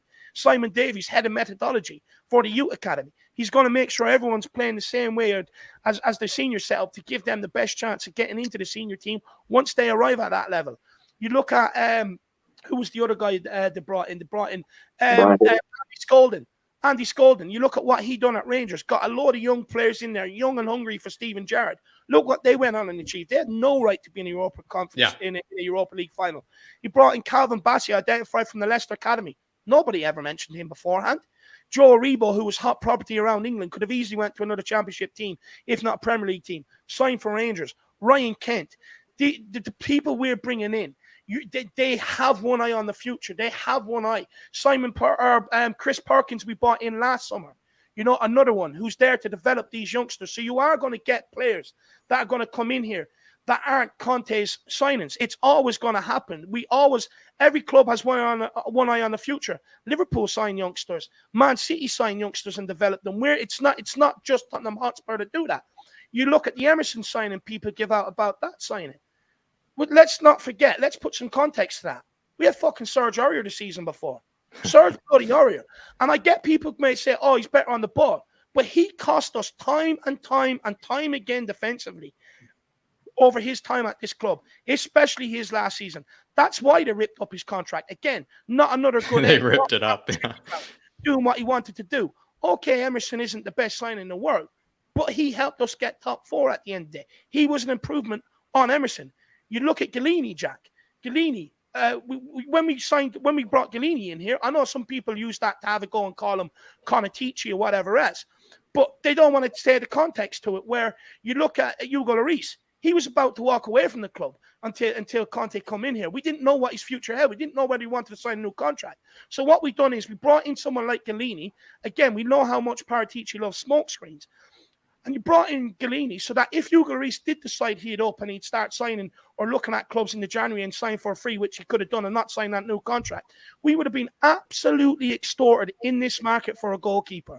Any goalkeeper you went looking for, there's an extra 20, 30 million added onto that straight away. So he didn't allow that to happen. That's why we weren't extorted by that other guy, Fraser Forrester, either, when he come to negotiations, because we could have just kept Galini. So it means we could negotiate with him and not be extorted by him in terms of wages, etc. You bring in Romero. He's our best defender by a mile. By a long mile, our best defender. Absolute hit. Okay, you look at Papa Martasar, again, one for the future. It's always going to happen. Gil Messi. Okay, but I still think there's talent there. But again, probably one for the future, just doesn't fit the Conte system. But we also have to remember, they were signed for Nuno and the way Nuno wanted to play. Then you go into the January transfer window. We brought in the quality. At the end of the day, people can sit here and say they're not showing Paratici or he's a con, this, that, and the other. But at the end of the day, every single Spurs fan sat here before Paratici came in and said they want Daniel Levy to find somebody to take over the footballing side of the business and hand them over the reins. And now that he's done that, Spurs fans want to pick a problem with this guy. He's 10 times better than Steve Hitchen. He's cleaned up Steve Hitchen's mess. And let me tell you why. Look at the caliber of players this guy is bringing in here. Take the last 3 signings: Kulusevski, Romero, Bentancur, Perisic, Bissouma. You know, look at the quality of the signings this guy is bringing in here. We wouldn't have got them under Steve Hitchen. Go back and look at the players we got in here under Steve Hitchen. Absolute ridiculous. But then again, look at the players. Look at the staff we're bringing in for the youth academy, for our scouting network. He's also identifying that while working extremely hard. Fucking Steve Hitchen didn't do any of this. And people give Steve Hitchen a free pass. He's working under Daniel Levy. Well, guess what? Newsflash. So was Paratici. You don't hear him coming back crying that his budget's not big enough. Do you know why? Because he says, you know what we'll do? Okay, well, we're going to take him this season. He'll cook the books if it's not big enough, Dave. He'll cook the books if it's not big enough. So not only are we getting a guy that knows the football side of things, up the quality of our signings, completing and starting rebuilding the whole scouting department, but you're also getting a guy in here, Jack, that knows how to manipulate and work within a budget, which newsflash, every club works through a budget, bar Man City and PSG. Every other club has wage budget, transfer budget, etc., etc., etc. This guy people need to give him a lot more credit than what they're giving him. That's why I outlined. Wes, I mean, I think David had a lot to say there, and I do want to get you in here, Wes. And the original question is, which really is more or less just opening statements on this regard of Paratici. Oh, that was do you my feel opening like, Dave, honestly, I mean, you just slammed the court, absolutely silenced. But Wes, do you know what I mean by this question? Like old habits? Like, do you feel like, as a, this is, kind of your, first kind of, opinion on Paratici as well as transfers, on this channel. Do you feel like Spurs do have bad habits in the transfer market? Does this question even ring a bell to you? Because, I don't want to assume that you know what we even might be talking about. Trust me, I know exactly what you're talking about. We had a whole summer transfer after we made the Champions League final where we didn't spend any money. So that's one of the, I think that still hurts a lot of fans. A lot of fans still are hurt over that. And that happened 3-4 years ago. And that just tells you because it impacted us negatively the next 2 or 3 years following. So yeah, I understand. Yeah, we had a lot of bad habits. We were, and some of those bad habits I even listed were like, we avoid bidding wars, right? We hate a bidding war. We love buying late. Now we're buying early all of a sudden. We usually buy the young players instead of the proven players. And also sometimes we never even buy players that the manager actually wants. It's often the case as well. Do you feel like any of those habits that I just listed, maybe you don't see happening as much now? Not with Paratici over the phone. To me, I think he's been very much staying in the middle line, still buying. Right now, he's been, of course, because of Conte and what he wants. He wants more ready players, but he's still getting young players. To me, everybody's for some reason very in the middle. I feel from what I'm seeing from the fan base, very in the middle about Spence. Spence is better than Royal. Point blank and period. You're talking about right wing back as the position. Spence is the better player at right wing back. To me, Royal, he did the job. A lot of people now kind of a little bit more trust in Royal because he played good for, I think, 2 games at the end of the season. Yeah. Throughout the season, for me, and this is just my think of him, I don't think Royal is good enough to play for us at all in any fashion. I think Kuba agrees with you there. I think as much as I've been an apologist for Emerson, I think I agree. To me, I think he'll be a decent right back, but he's not a right wing back. And for Conte's system, you got to be very technical on the ball to play a wing back. To my knowledge, because I play a little bit of right back, but right wing back is you need to be a little bit more technical, a little bit more quicker. And what I saw from Royal throughout the season, he doesn't have it. He doesn't have the technical ability to really do what Conte needs. And for me, I think Jed Spence has all those qualities to do what Conte wants as a right wing back, as a preferred right wing back. And that's including Doherty as well as most likely either the backup or starter. Yeah. And I wouldn't mind Doherty starting if he has to start at the beginning of the season, because to me, Doherty has showed that Conte completely once he actually got traded back to position, he was playing well. He's playing very well. A lot of people forgetting those games he played in. That he was really coming along before he got the injury. And I feel like if he didn't get injured, Conte would have chose him over Royal by 100 mile. I don't think Royal would have been touching the start lineup if Doherty was available. And I think that just shows you that I think Jed Spence is probably is just better than Royal on the why. A lot of people, I understand that. A lot of people want to give him the benefit of the doubt because he played good for 2 games at the end of the season, but for me, it was only like 2 games he played decently. He still had the same habits. Romero did not want to pass him the ball at all, and that was obvious in many games. I done said this before on here. When you see that Romero was purposely not passing him the ball, there's reasons for it because he does not have the technical ability. Jed Spence is way better on the ball. He would be able to actually go 1-on-1 against those right-sided defenders. Which is what we really need. That will open up our offense tremendously because that's how Conte's system works. It's all about the wingbacks. If the wingbacks can't beat your man 1-on-1, we're going to have a stagnant offense. It's just You're absolutely spot on. That was actually the huge problem that we had in the first place out in those wide areas is because Dave, I think many times was even saying Reguilón, Sessegnon, Emerson, even Doherty at times struggle at taking on their guy in a one-on-one situation. They really seem to, not have either the dribbling ability or the pace or the agility or whatever it may be to just get that step beyond their man and get that ball into the box. Where you just said, like, as much as Jed Spence maybe has his flaws, what we do know about Jed Spence that you brought up is that he is good at taking on his man, and he is good at, skinning past his man, which is basically the one skill that the rest of the fullbacks probably lack, you might say, like, to be honest. So it could be interesting to see how he comes into a team having the one skill that none of the other wingbacks sort of have. Yeah, and I feel like Perisic, he's going to pretty much be the same way, but of course already has established for what Spence could potentially be. To me, Perisic at the left wing back, or even if he goes play winger or not, but I think most likely going to be at the left wing back. He's going to be able to do what Conte wants: beat a man 1-on-1, create chaos, create chance on chances. And I think with Jed Spence and Perisic, both on the left and right, our offense is going to open up tremendously. I think once people see that in action, I think they'll say, okay, I see why we're going after Spence. But also got in mind that Spence is an English player, and we need to make quotas. Need that homegrown. We need the homegrown. And as much as we pretend to avoid it, I avoid it all the time. I avoid the homegrown issue all the time, but you're right.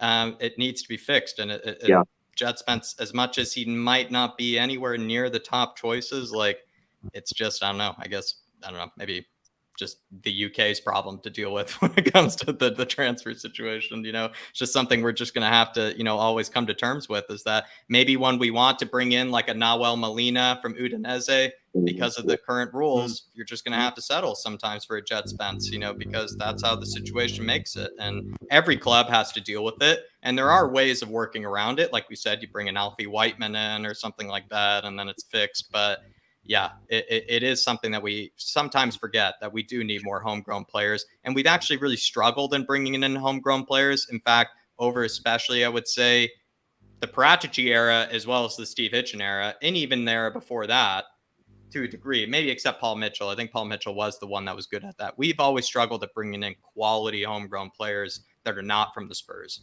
Kind of academy. We've tried with the likes of Jack. We tried, but we failed in multiple occasions. And so we just need to change something in that regard. We have a few super chats to get to. I would say, though, everybody, the opening statement's absolutely spot on. Franco Martini saying the league is all about consistency. Chelsea haven't got the squad. Liverpool's Prem and Champions League winning squad is starting to break apart. We have a chance. Oh, I actually love this. I never even thought about that, actually, that Liverpool, perhaps maybe some cracks are starting to open up, and maybe that Liverpool kind of cohesion, that Liverpool chemistry. And then on top of that, Chelsea, like you just said, Dave, they have a whole lot they got to fix this summer. Will they be able to even focus on the football, with all the things that they have to fix? Who knows with Thomas Tuchel? Maybe they might actually, boot him out the club. I think that'd be a mistake. But we'll see how that goes. Perhaps this is actually a golden opportunity. We also have to understand, Jack, you look at City and Liverpool. I think they're also going to have to get used to a new style of play. They don't play with strikers. They don't normally play with out-and-out frontmen. You look at Darwin Núñez, out-and-out frontmen. Haaland for City, out-and-out frontmen. So there will have to be a period of adaptation to be able to get these guys into their team and a change sort of the way they play. Look, with Liverpool, I'll be honest, I know this is probably controversial. I actually think they're letting go of the wrong player. I know they have nothing to do with it, but they should have went all out to keep Mane. He's more of what a Liverpool player is, someone that works hard. He represents the area better, in my opinion, than what Salah does. I think Salah's very, very greedy at times, where Mane is more of a team player. So I think that'll definitely affect them massively. Look, we have to remember they also did do some good business with getting in Jota and that other guy Diaz. So maybe they might not miss Mane as much. Look at City. I think they'll always be around there, but I'm not afraid of these people anymore. We bet them with the bare bones of an 11 this season. Drew at Liverpool twice. I probably should have bet them twice. This season with the bare bones of an 11. I'm not afraid of them. Bringing in Bissouma, Perisic. We should have won. Where we struggled on the ball in previous games, with these guys, I expect to be better on the ball. I expect to see a bit more of the ball. When you see more of the ball, you tend to go on and win them games. And I think that could be the difference this season. I'm not afraid of Franco. There you go, Franco. Honestly, with Liverpool, he's actually right. We should have won both games. So might even say this. Who knows? Maybe we want to play Man City and Liverpool every week. Then we'll see how we finish the league. Wes is laughing at me. He's like, it's the team left out of that statement that's the one that worries me the most. Man City. Because really, for me, it's actually Chelsea. I hate to say it. I just have it's almost like bad. It's the bogey team. It's like bad voodoo vibes. It feels like with Chelsea. I'm not I kidding. really feel we that they're going to be irrelevant this season coming up. I know they'll be irrelevant, but we never find a way to beat them. We never find a way to beat them. We will even this when season. I agree with you. I agree. Yeah.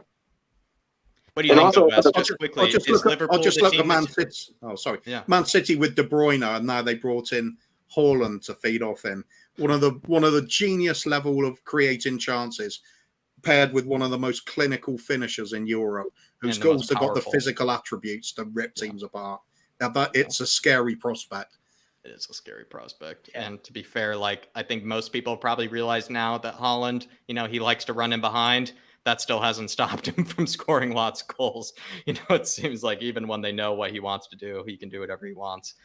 Darks, Wes. Yeah, sorry. I was going to say, go back to about the Paratici and the old bad habits. Even the Brian Hill signing, which I think is still a good sign. A lot of people are now, for some reason, down Hill. To me, I've been a fan of his play. I know he making was Dave cry now, Wes. Long. He made Dermot cry earlier. Now he's making Dave cry with this. I know a lot of people are up and down with Hill for some reason, and I know he had an up and down kind of loan spell. But the fans there completely love him when he's been on loan over there. To me, the fact that all he has to focus on is strengthening, and that's it. And then pretty much he's ready to play in the Premier League, which I think he will after he gains the strength. That's all he really has to work on. He has the technical ability to play for a Conte side. He has the IQ. His IQ on passing, when he did play for Spurs for those couple games he did play in, you could tell when he came in, subbed in, he had the IQ. He knew where to pass to. He knew how to create chances, how to get the defense to kind of back up, and then pretty much create open opportunities for Harry Kane and Son. So I think I think Hill is an underrated signing. A lot of people, I'm sure, probably going to agree with me. They probably don't think Hill is good enough to play in Premier League just yet.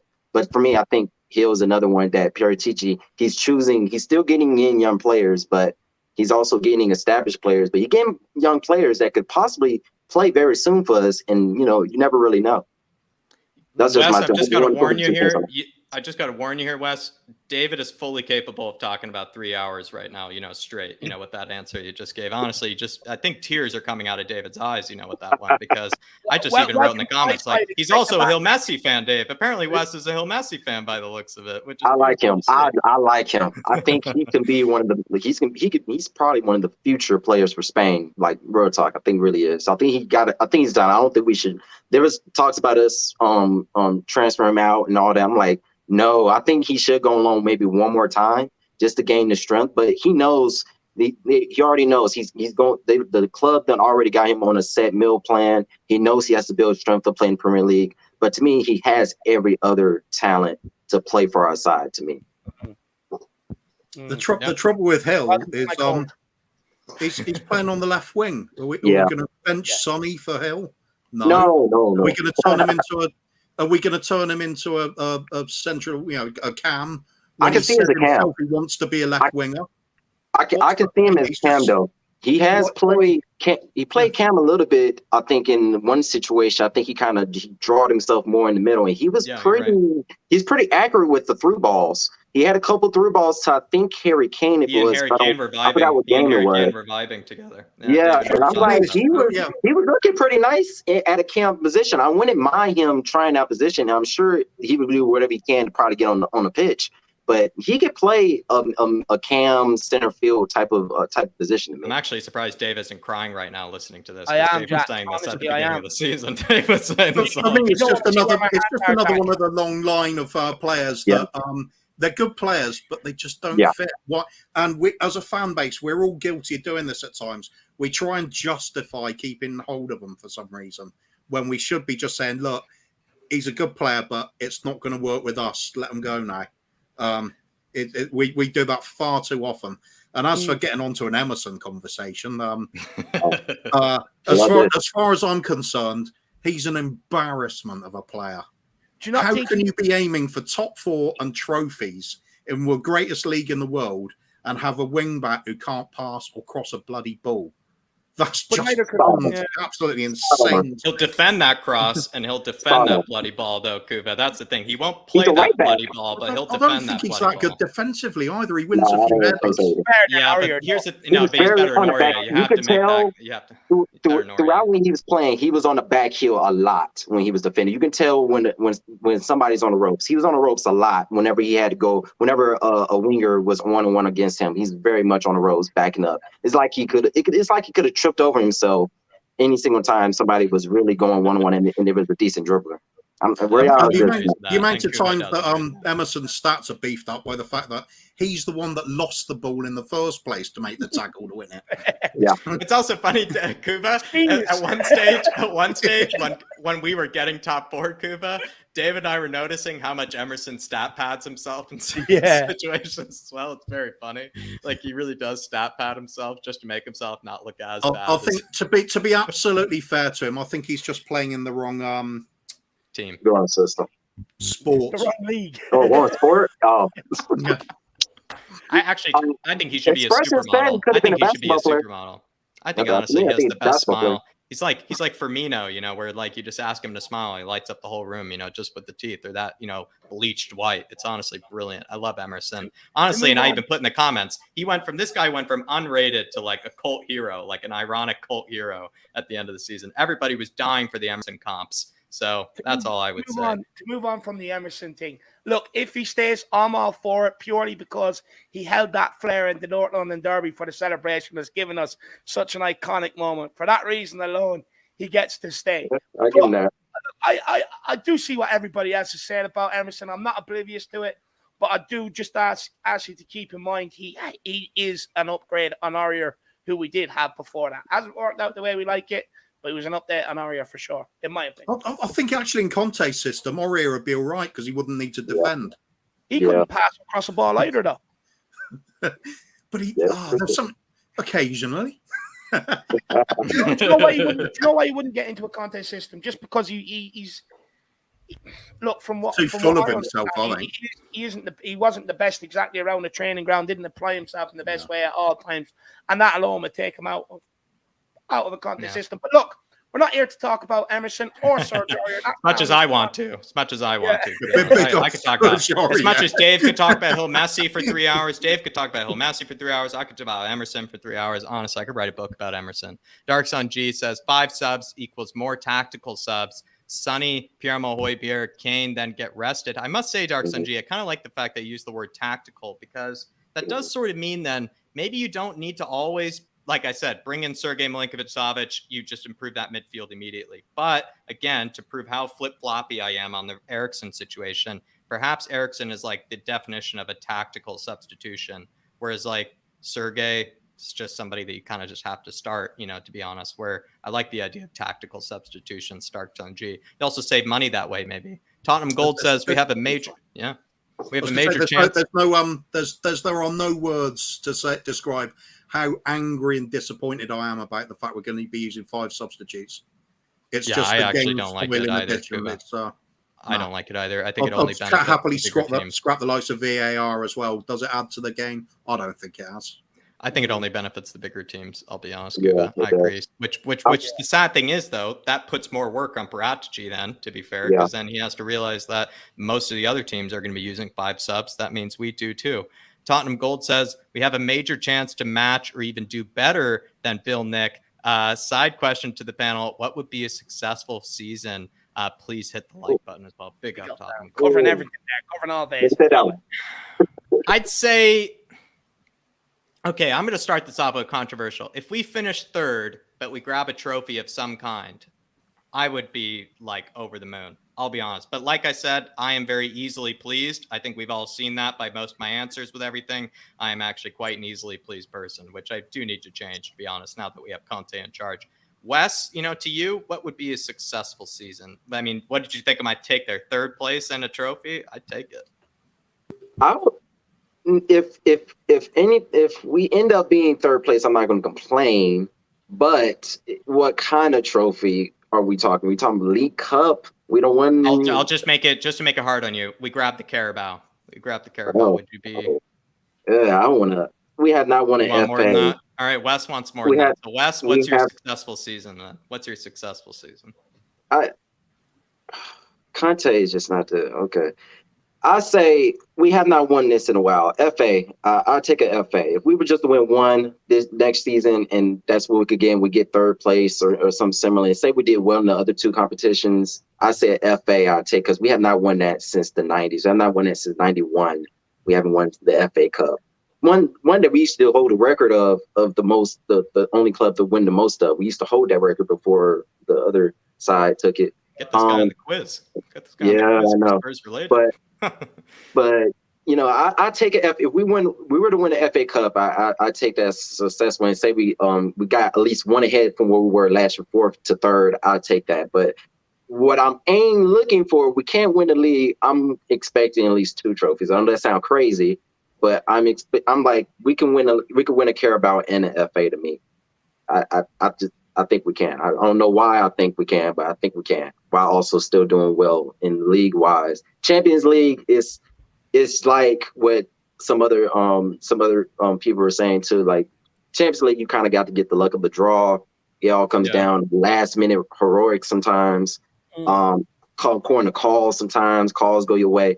Champions League, I'm sure I think we're going to do better. I think Conte is going to have a way better output.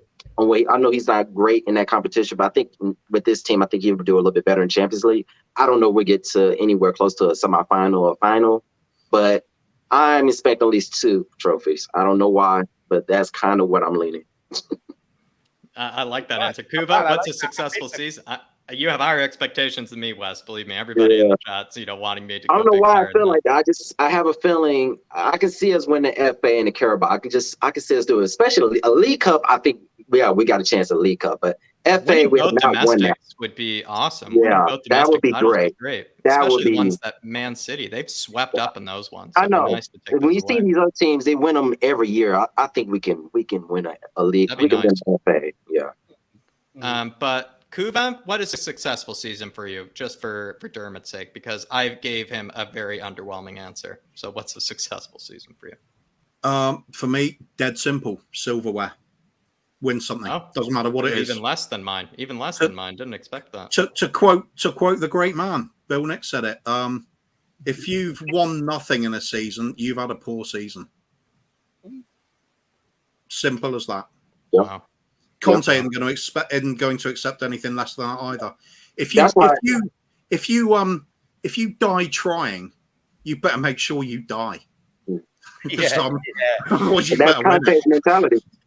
That's Conte's mentality in tenfold. Even if he won 1, I don't think he'd be happy with 1. 2, I think it's more his style to me. Conte. That's just Conte's not going to be happy with us until he wins the league, though. Yeah, but that's true too. That's true too. Yeah. Which I like. As for there's another question coming up as well. We'll wait for that one though. It's a beauty, I think. It is a beauty. But let us know when it comes up. Dermot. We can get it to you. Just for me, Dermot, just quickly, my man, for me, look, I aim to try and win every cup at the start of every season. I'm a big believer that you should always have aspirations of whatever you're in to try and win it. Realistically, I think, look, I'm not settling for it by any means. I want the chance for the Premier League. 3rd isn't bad. You've progressed. You finished ahead of Chelsea, in my opinion, by doing that. Take one of the other cups, FA Cup, League Cup, preferably the FA Cup. That's nice. That's winning. So it's something to build on. Once this team wins 1, they'll go on and win more. And I want to get out the group stage of the Champions League as well. Yeah. Wow, there you go. Dave, Ben Kaufman, he put in a super chat celebrating 11 months, Dave. And he says, if you smell what the Kauf is brewing. Big up. Jack, I don't think you put enough energy into that. I think Ben I can't do it, Dave. I can't do it like you. Maybe Ben needs it today. But he's celebrating 11 months, Dave. Absolute legend. I can't even believe he's been around for 11 months. Feels like it's actually been... he looks older than that. Feels like he's been around for less than that. But Ben, honestly, clearly time has flown by. Big up, Mr. Kaufman. Everybody check out the coffee channel as well. Everybody check out his coffee channel. Loves Music says, which I haven't seen in the chat for a long time. Big up, Loves Music.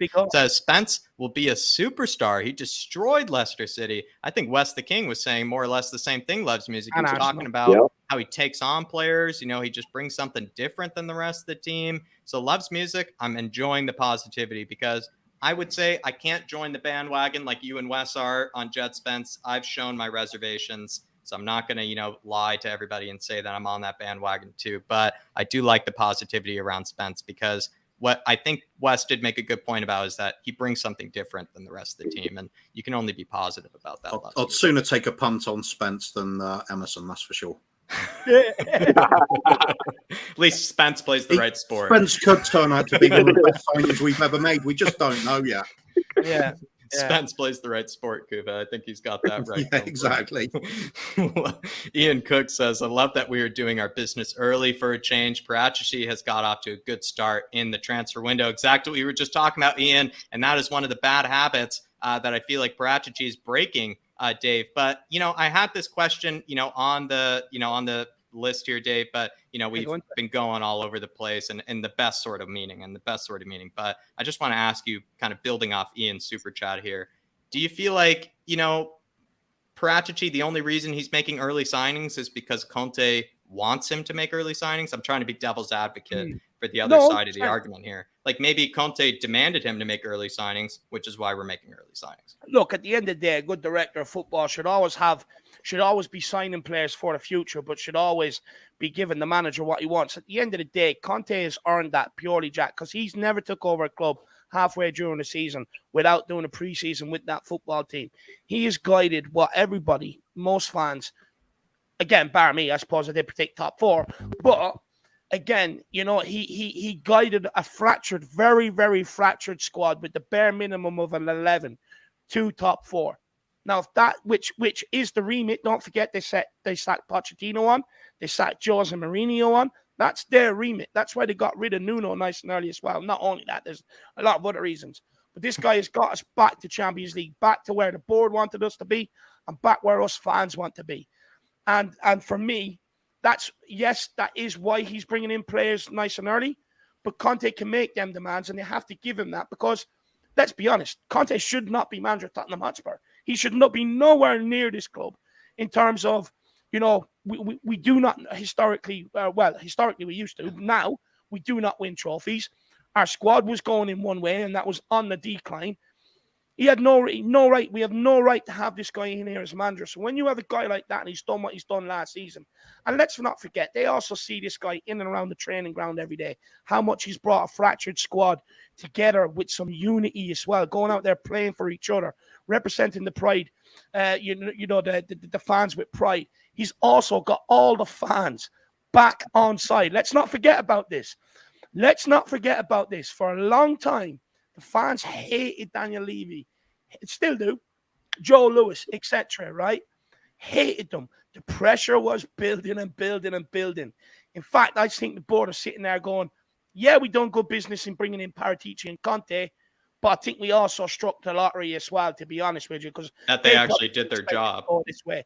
Yeah. But, of course, they're going to give Conte what he wants, Jack, because this is a guy that's brought the squad. They love him. The fans, they love him. He's brought the players, the management team, and the fans all together. And now the board, if they're clever, they will want to be a part of this. So they'll give exactly what Conte needs to keep him at this football club because he's already challenged them. We've already seen reports. He speaks to Daniel Levy like nobody else has ever spoken to the guy before. He speaks to Daniel Levy and just tells him exactly what he needs. He's brutally honest. And for me, that's why he's getting the backing. And he deserves it, Jack. They have no option but to back him. If he leaves, there will be uproar in this fan base if he walked away because we didn't give him assurances of letting him do what he wanted to do. He's come in here. He's never took over a club before preseason. Now he wants his preseason to take it where he thinks he can take this project. So they got to do it his way. He's earned it. Yeah, I completely agree, Dave. And thank you for answering. I think that's one thing I'll have to concede as well on the Paratici is either Don bit and are we changing things? Getting the business done early. That's undeniable. That has changed so far this summer. Are you proud of my devil's advocate, though, question, Kuba? Because I did say, like maybe the only reason the business is being done early is because Conte asked for the business to be done early. But Dave did say he still has to get the business done early, So yeah. I don't know. It goes both ways. That in itself is going to make one of the biggest differences to the start of the season for us. because full preseason, Conte drilling the players. They know exactly what's going on. Hit the deck running. We're going to be ready. We won't be dropping these stupid points at the start of the season like we usually do. We won't be slow out of the blocks. We'll be at it. Gonna love it. Gotta love it. Well, I agree with that too, because I think Conte, of course, specifically probably asked for it to be really warm, but he wants the preseason because he didn't get that last year. He kind of started right in the middle, smack in the middle of the season. He wants some time with these players to really get them to understand what their specifics are going to be for each position. And I think that's going to even make some of the players who already been playing his system even better, because now they got a full preseason to really, really know tactics. They're going to be going through the film room, I'm sure. I can't wait for preseason. I can't wait to just see it. all of the great managers, they always say the same thing. They can't wait to get the players onto the training pitch. That's the only place they can improve them and they can work on their game. Otherwise, it's just fixture after fixture, recovery time, preparing the body for the next game. You don't get the time to do it. So you don't get time to fix things or tweak things or turn and of something course, preseason it's the ultimate time for conditioning the physical side of each player. This is where the league is won, Kuva, is the preseason. This is where the league is won, actually. All the preparation starts now. I very much doubt that anybody's ever had a bad preseason then gone on to win things. Yeah, maybe Jose might be the one exception, maybe because apparently he didn't care too much about it.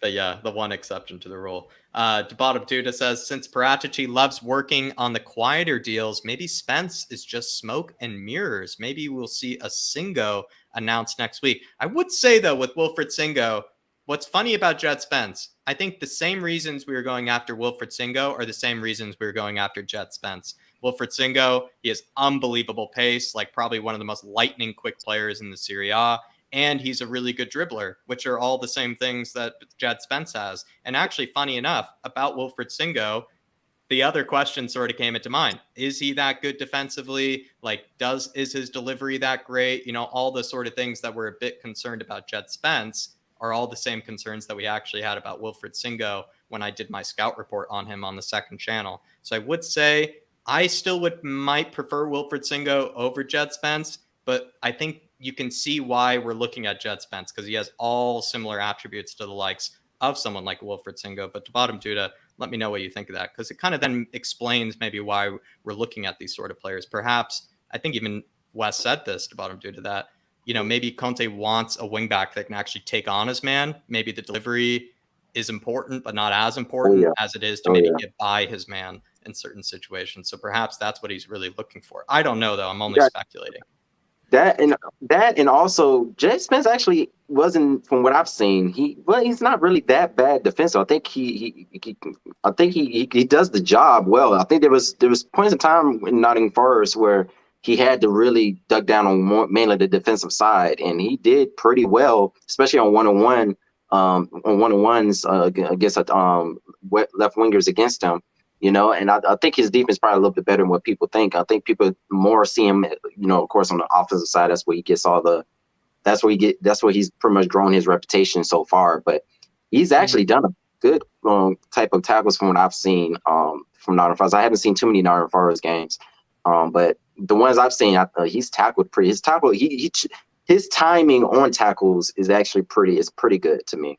Yeah. But we have to see if we get him and once we actually see him in action or something like that. But I know on the attacking side, he has the same qualities as Sino. I also like that he's tall, to be honest, because we've complimented Emerson for being good at the back post for defending crosses because he's tall and he can win headers. And I think Jed Spence, if he is decent at that, he would probably bring something similar. Yeah. In fact, maybe something that we've given Emerson maybe too much credit for. Perhaps maybe Jed Spence might do something similar in that regard. Dave, like I said, I could write a book about the guy. Honestly, I think it was a spectacular, honestly, a huge roller coaster of a player.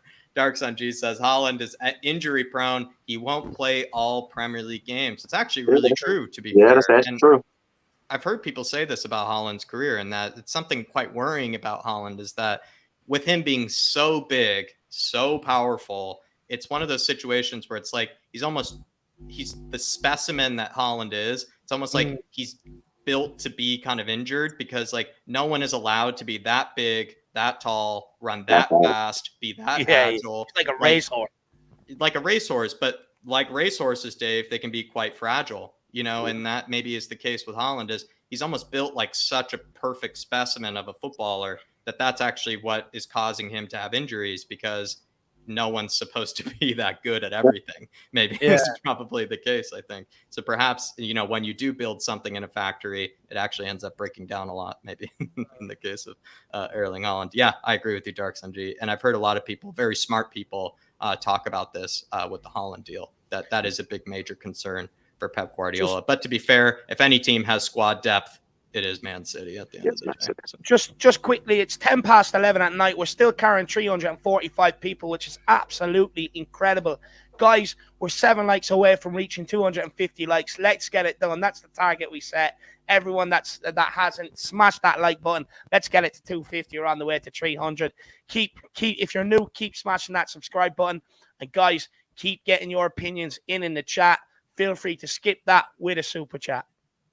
Everybody, I've just gone in here, just decided, Dave, just to skip the queue. We're going in with the big question here. And because, you know, we've gone into the really like nuanced sort of things about Paratici, might as well just talk about the signings that have actually happened when you think about it. Bissouma, Bentancur, Romero, and Kulusevski, none of these players broke our record fee. I think the one with Romero, though, I would admit, I think that's the most expensive defender I think we've ever bought. I could be mistaken. But apart from that, though, Kulusevski, cheaper than most players we've brought in. Bentancur, probably one of the cheapest midfielders we've ever brought in. Bissouma also kind of immemorable in terms of the actual price, you know, not really that significant. So when you kind of think about all these signings, I mean, quality, of course, considered, but the price as well. Are these signings the best signings Spurs have made in over a decade? I've gone to the guests first all the time, so I'm going to have to go to David first. Dave, are these the best signings Spurs have made in over a decade? Do you know what, Jack? A decade. That's why I made it a decade, Dave, because I actually went back and Transfermarkt, and I went a full decade back. You could make the argument. You can very much make the argument, Dave. You can very much make it. You're putting one on me here, Jack. My brain doesn't have the capability of going back a decade. Look, anybody, well, Wes is nodding his head. How about Wes just starts us off then, Dave? Because, you know, I wanted to start you off. Wes, any of these signings you see as being one of, it doesn't have to be all of them. Any one of these do you see being the best one of the decade? Oh, I think the Romero one is going to really be for the long haul. That's going to be the one where everybody's like, oh, man, how did we get him so early? Because right now, we got him just now going into that superstar level. We see what he's doing for Argentina. He, like, they love him in Argentina. They love that guy. And I feel like for us to get him where we got him now, right when he's about to hit that brink of being that world-class player up there with Son, Kane, the rest of the world-class defenders like Thiago Silva and others. I mean, that I think he's going to be way more important signing than what people think. And you know, like, I know, and even the rest of these guys, like I haven't seen Bissouma play for us yet, but the other ones that have played for us already, man, that Kulusevski and Bentancur on Jaren's transfer window is just going to go down in history, hopefully, and be like, that's the moment when Conte's Spurs started, his regime started with those two signings, and I think that's going to be a massive thing to look at later on. But I think all these signings are pretty much up there with the best. I know for me, what I remember from what I've seen, because I'm a history buff and I read a lot. You and I are similar age, I think, when it comes to it. Yeah. So what I've seen, you know, the only biggest signings I can say is like when we had Modric, we had but that's not even a decade. That's actually further than a decade. So that's actually the reason I did this. So yeah, that's past, because even Bale, he came in 2008, 2009. The last good one we had was 2012, 2013. Yeah. With Hugo Lloris, Moussa Dembele. And, that's the one that you're comparing it to, Dave. And even at the time, like Moussa Dembele, like I know, like he was an incredible player at Fulham, but like he wasn't at the Bissouma levels. I say definitely what we just, and that should tell you right there that this is we're aiming for a whole other stratosphere. When you think about even for our last 10 years, even with just 2 transfer windows, we are completely demolished 2 we done got the last 10 years. That should tell every Spurs fan, hey, we got to start thinking a little bit differently because I think we're on the come up. Yeah, no, you're absolutely right. And I went all the way down to 2012, 2013. Yeah. Maybe I'm kind of cheating by like, that's more or less 9 years when you kind of think about it. But I decided to, kind of think about it that way. And I'll be honest, Dave, you have to include, I would say, 3 players perhaps in that one, because like Christian Eriksen is the one that stands out to me the most. I think of all the players, I think Christian Eriksen is one of the most unbelievable signings we've ever made, because you look Sorry, at I was a little bit distracted. Have you mentioned Jan Vertonghen? Yeah, well, there's a good point there. But maybe we've already gone as far to say, Kuva, I think on this channel, that perhaps Romero, we've said before, might have a longer lasting legacy. Yeah, that's what maybe Jan Vertonghen might, at the end. But then, like always on this channel, we love getting way ahead of ourselves, with that sort of thing. And I think Jan Vertonghen and Toby Alderweireld, like the combination of those two, like it was the center back partnership for years. You have to consider that. Kuva, I like that. I think if you look at the accumulation of players that we've brought in, over a season and a half, over since Paratici has been here, I think it's definitely better than what we have done over the last decade. Yes, we've done some individual pieces of brilliance. Perfect. Jan Vertonghen, Alderweireld, Eriksen, some individual pieces. But in terms of accumulation of players, I think this is the best I've seen at Tottenham in a decade. When you're talking about Romero, followed by Bentancur, followed by Kulusevski, followed by Perisic, followed by Fraser Forrester, followed by Bissouma, you take them 6 signings as an accumulation. It's the best accumulation of signings I've seen in here, one after another in a decade. And another reason why I think Paratici deserves a lot of credit. When was the last time we signed players from? When was the last time we signed players from the likes of Juventus? When was the last time we picked up a player in the Premier League who a lot of other teams want, that we're actually weakening one of the teams in the league and improving ourselves? When was the last time we've done that correctly? So for me, I think in terms of accumulation of the signings, 100% the best in the last decade. Yeah. But Dave, Sonny has been brought up before. Like, I know you may just to, because I'm so good at being devil's advocate today. Though. That's individual. It's not an accumulation. I'm talking about an accumulation of signings, one after another. Like Sonny would have been signed in and around. Sonny would have been signed in and around a lot of dross. Jan Vertonghen, Alderweireld, all the same. All would have been signed in and around a lot of dross. Whereas you're right. I'm even looking at that window right now, and he was signed. Clinton NG. Kevin Wimmer, DeAndre Yedlin, shout out Seattle. And I mean, Dave, you're right. And in fact, as much as I feel like maybe to answer the question here, perhaps some of these players aren't better signings than Sonny, Toby, or maybe Jan, but you have to consider the fact that Fabio Paratici has still only had 3 transfer windows, and he's not even done with his 3rd.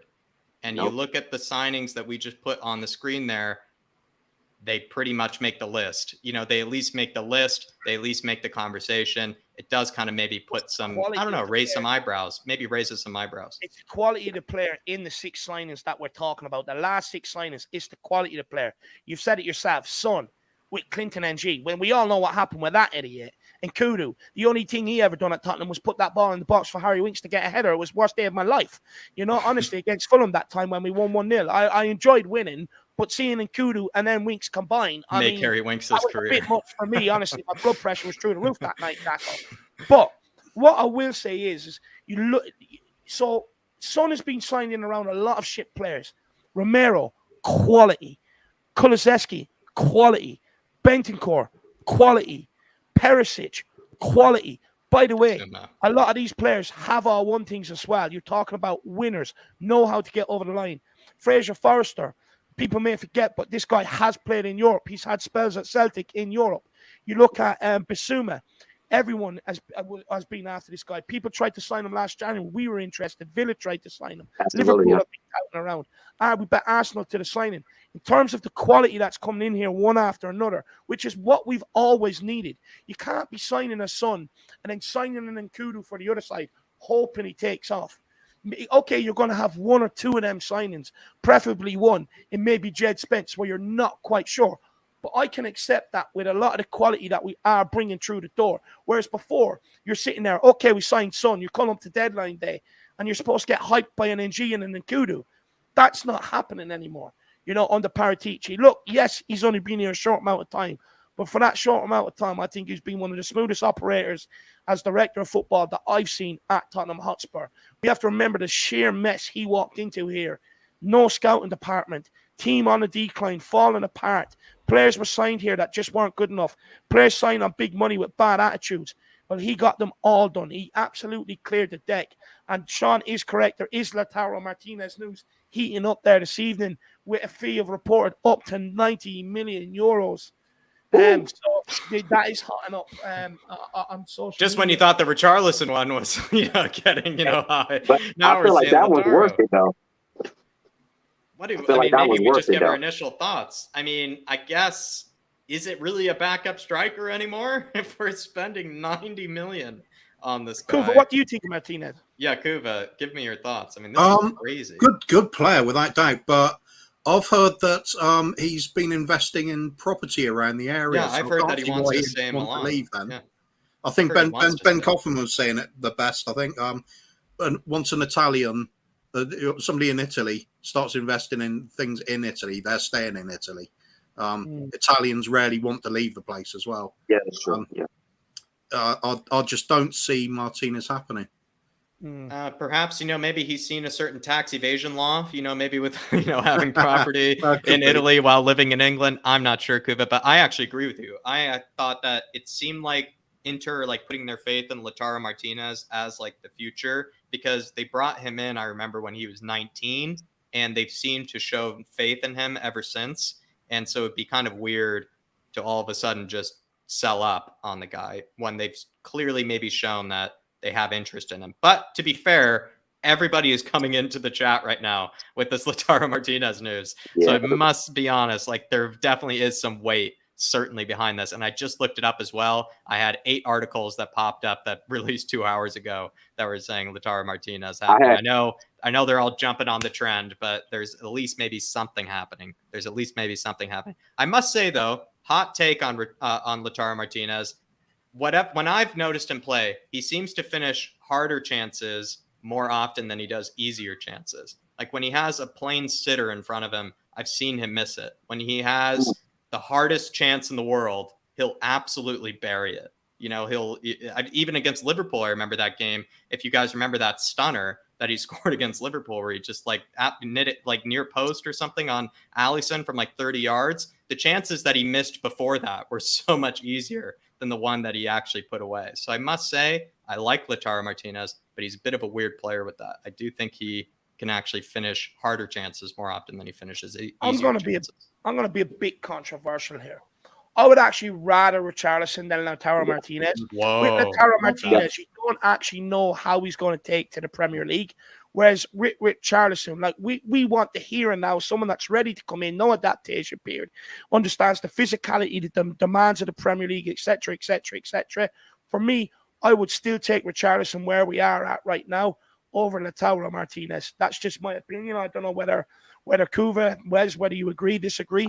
I agree with you because he's gonna want to start. He's one of those players he'll want to start. Now, when you got Harry Kane already in front of you, it's going to be hard to just start over him as a striker, especially when he's the boyhood club man. He's the talisman pretty much at that position.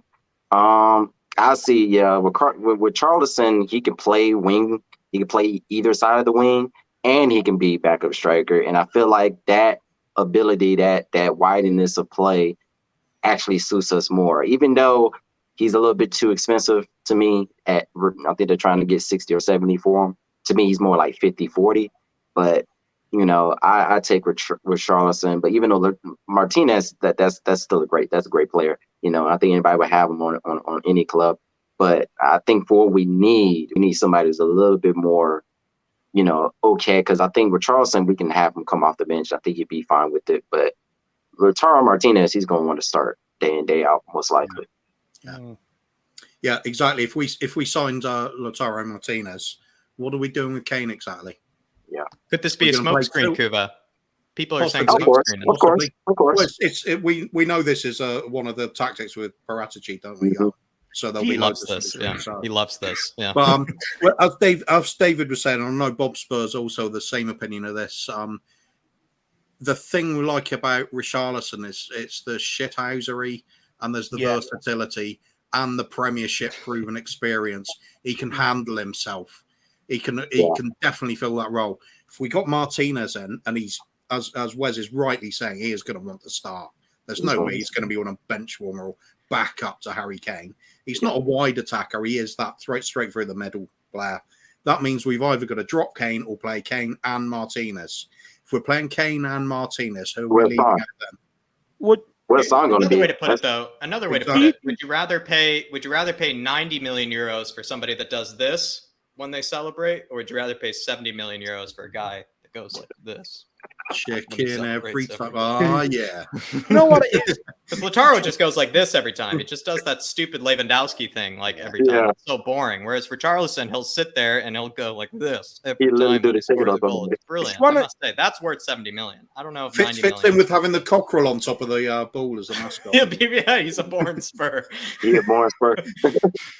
You know what I think? Do you know what I think? I'll be honest. I think this has been put out there intentionally to try and get everything to drop the price on Richarlison. And it would surprise me if we're actually talking to Inter about a Bastoni again. Whoa. Yeah. Because I feel like if we're going to spend the big money, it has to be on Bastoni or a player like Bastoni. To me, I think it has to be. We have to spend the big money on a center back. I don't think we should spend the big money on somebody that really is worth 50. You know, Richarlison's not worth 60, 70, especially not 70. But a player like Bastoni, we just straight up offered them 70. Inter's going to start thinking, okay, we may need, they're going to start changing. Okay, we may need, they're going to just straight out give them 70. And I feel like Bastoni is more of the player we will spend that kind of money on, realistically at least. Yeah, there was also a fun little game we were playing on Spurs Talk Show with Shawnee the other day as well. And he was putting up lists of possibilities we could have playing for us at the defensive side of things.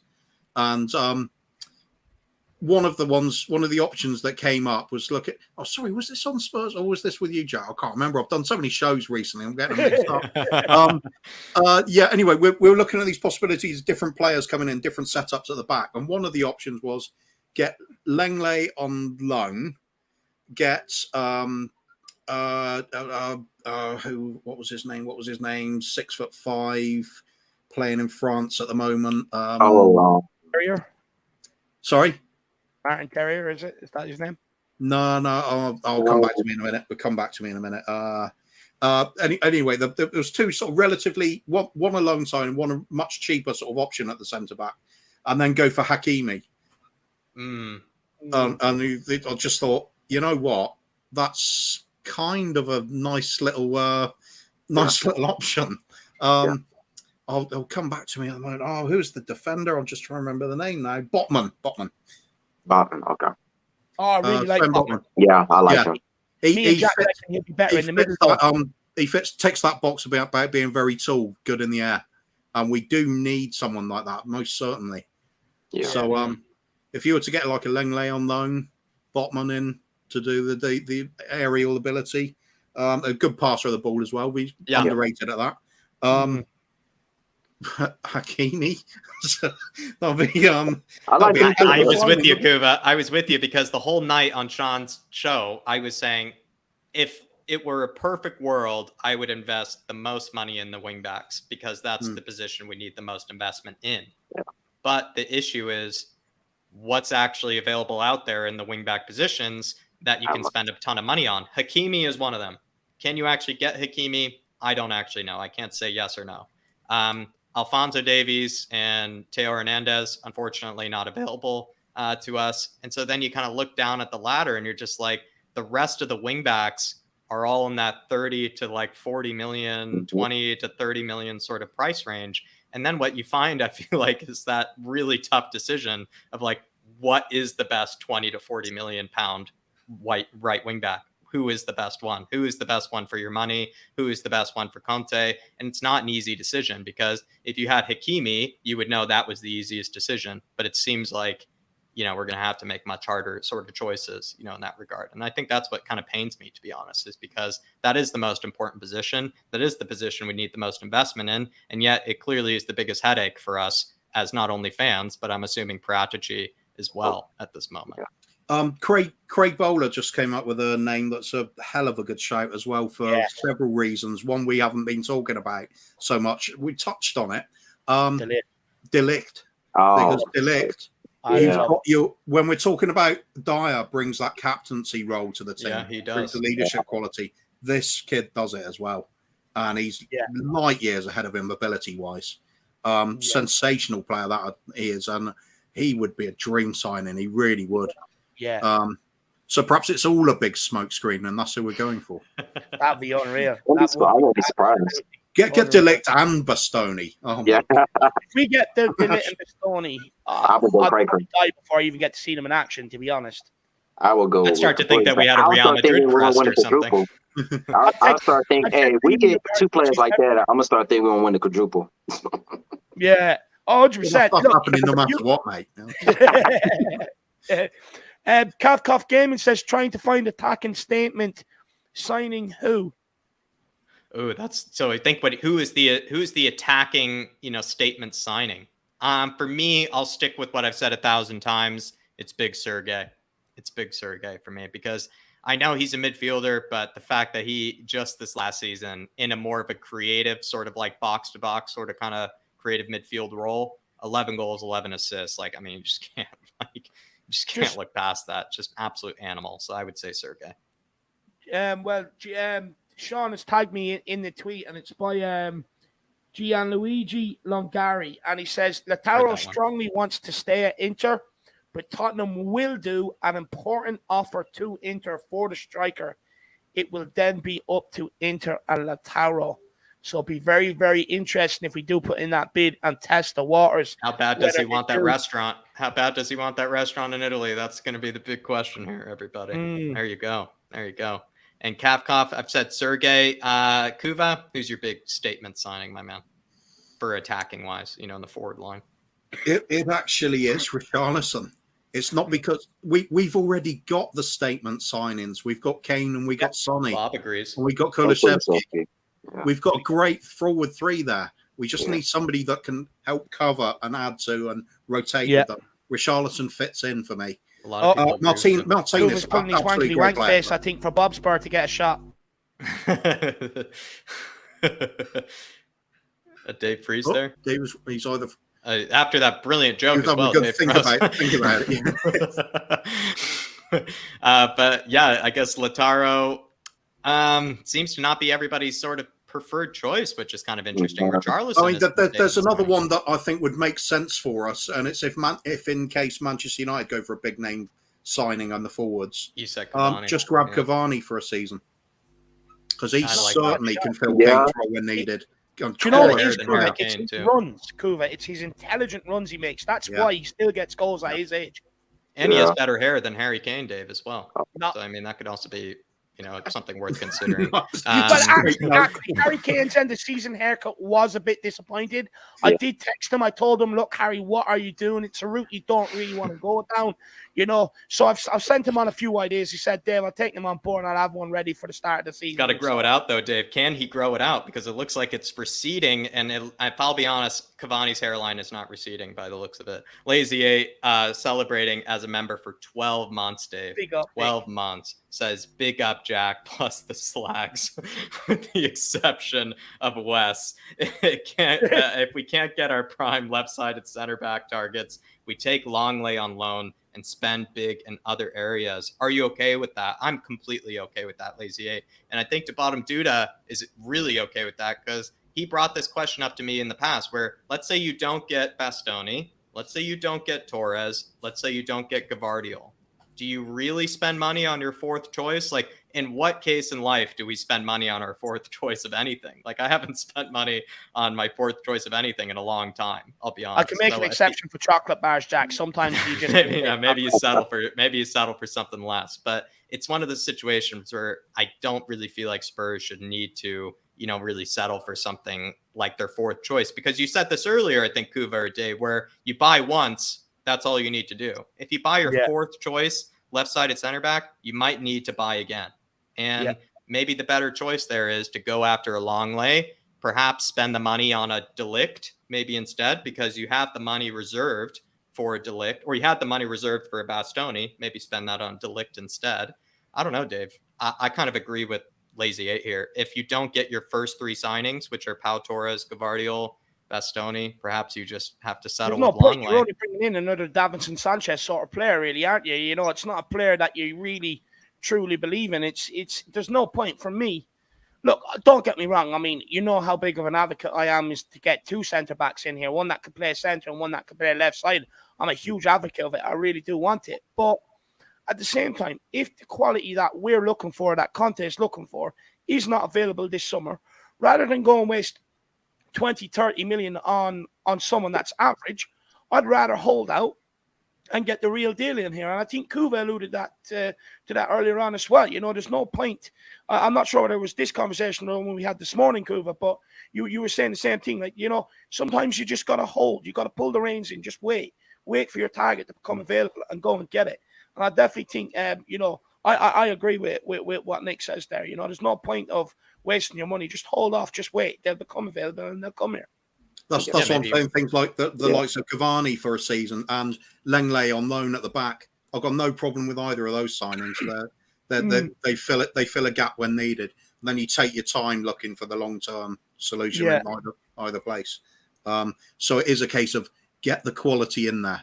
It doesn't matter if it's going to be a loan or it's somebody coming towards the end of their career. It doesn't matter if they're good enough. Get them in for a season, and then you just plan ahead for the next season. When you've got a little bit more cash available, the team's kicking on a little bit more. Whoever does come in then is coming into a better standard of team already. And then they're really adding to what we've already got rather than trying to pull us up to their level. So you just go out in there and get them. It's never been about how much money we sign. It's always been about the quality of the signing. It's always been about how sensible that signing is. And we've squandered God knows how much over the last 20 years on absolute dross, but the majority is. Sure, even just look at right back alone since Kyle Walker's gone. You know, I've said this to Daigle before, and Daigle likes using the analogy, but look how many times we've re-spent in that position. We should just go for our first target in the first place. You wouldn't be spending that money. You'd actually save money, Coop. Yeah. That's it. So much more you could do with the money if you spend it wisely, isn't there? Exactly. This could be the funniest thing of all. I was saying this the other day as well. We're talking about this 150 million cash injection. We're then talking about players being sold on to raise more funds. We must have some extra funds coming naturally through the club from, you know, operational profit throughout the season. There'd be a huge amount of cash available, and we've got it available, and we've got Levy actually sort of okaying the director of football to go out and spend on what he thinks is necessary.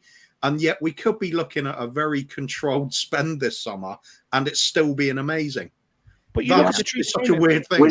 Which is good business. I think that's just good business on Paratici's side, because even though he knows he has the money, he had, like, I think what's the Spurs journalist that covers and does the YouTube videos? Ali Gold. He done said that they have, even plus that 150, the money they had before, they had a good amount as well before they even got the 150 publicly. Yeah. So he knows he has the money, but the fact that he knows he doesn't have to spend that money to get what he wants tells you that how good of a director of football he is. I agree, actually. Good point there, Wes. I agree. Look, most other people would be down in the strip club making it rain on velvet. You know what I mean? You know, but he's not. He's sitting back. He's got control of the reins. He's still plotting, still operating the same way he did last summer when he didn't have that much money available to him. I think that is a very, very good point to know. And that also gives the board even more confidence in him, because they know, okay, even if we give you this money, you're not just going to spend all of it just to spend it. They know they probably give him even more trust or even a bigger handle even the next time, because they know he's not going to just blow it on just one player or two or five signings at once. Yeah. No, 100%. And I think you look at the business we've done so far. Perisic, Bissouma, Fraser Forrester. It's cost us 25 million pounds, I think. 25 million pounds. I mean, for the 3 players we've got in. I mean, the guy's definitely a shrewd operator. But look, I must stress, we're nowhere near finished. You know, if this is it, I think we can all sit here and say we're unhappy. Yes, the players are quality, but 3 is not enough. You need more than 3. We have to keep building on this. We've got to keep following up with more players of quality coming in here, like a Richarlison, like a Bastoni. Why not make them your next 2 signings in the door? Go all out. Spend the cash. They're in positions you need to get them in. You know, that's when you make it rain. That's when you make it rain. You know, when you're going for them sort of boys. But 25 million, the 3 signings we got in, honestly, the guy's an absolute genius. It's amazing that Bissouma is the only one we've actually technically spent an actual transfer fee on. It's kind of hilarious. And it wasn't even that much to begin with. Debat Duda just quickly asking about Mary. Demiral can be a good addition. I just said to you, my man, I think he'd be more of a competitor for Dyer. I'm not sure if he really competes for that left-sided center back spot. So I don't know. I just don't know. With Demiral, I'm not as convinced as maybe others are. But then again, I haven't seen as much of him as maybe others have. So I'd be easily convinced. But he'd be more of a competition for Eric Dyer, if I'm not mistaken. But that's all I can say. That's as far as I can go. Richard Blackdog with saying, can't get this vision out of my head. Richarlison slowly trudging off the pitch at Morecambe with the face like a slap bars. It's no from me, boys. Honestly, Richard, speaking with your chest there, and I absolutely love it. You know, he's decided to, you know, kind of almost to a degree, Dave, maybe put some water on the Richarlison, you know, hype train here. You know, he's trying to calm us all down here, and he doesn't rate Richarlison. I don't think anybody's out here just saying he's going to score 30 goals for us or anything crazy like that, but he's going to do the job necessary that Conte wants, I feel, more than what other strikers were looking at. Or the forward. Richard doesn't think he'll do a job against Morecambe. I think that's... Do you know what it is? Do you know what it is with Richarlison? People get... He's like, look, he's obviously moping off because he's pissed off. He probably didn't have a good game. You know, he probably didn't score. He probably didn't even want to come off. He just wants to go and win the game. I think people misconstrued that sort of behavior, but under someone like Conte, who we've seen has got the best out of some of the most average players I've ever seen at Tottenham in my lifetime, you know, aka Dyer and Davies. But like, you know, you look what he's done with them. Imagine what he can do. Like, I love a player that plays angry. Yes, okay, you know, you can take it all, you can blow up the odd time, get red cards. But you can guarantee they're also the same player that can produce them explosive magic moments that will also go win you more games than what he cost you. For me, you've got to channel his anger. You've got to channel his desire to win. You've got to challenge that bit of nasty streak in him. You channel that into him focusing on the football pitch, you get a player like a Wayne Rooney, a Tevez, a Suarez, who will harass that back four, win the ball back, create them magic moments. That's what you get with someone like Richarlison, if you can tame that. And let's be honest, look, I know some people say he's got a bit of an attitude problem, but I'll be honest, I'd have an attitude problem if I was a striker and I was playing on the Rafa Benitez. I would. I'd be like, look, just get me the fucking ball. Stop all this other horsey shit that you do and just get me the fucking ball up front. Let me be the man. Let me get the adulation of the fans and let me score goals. So for me, look, I do understand it.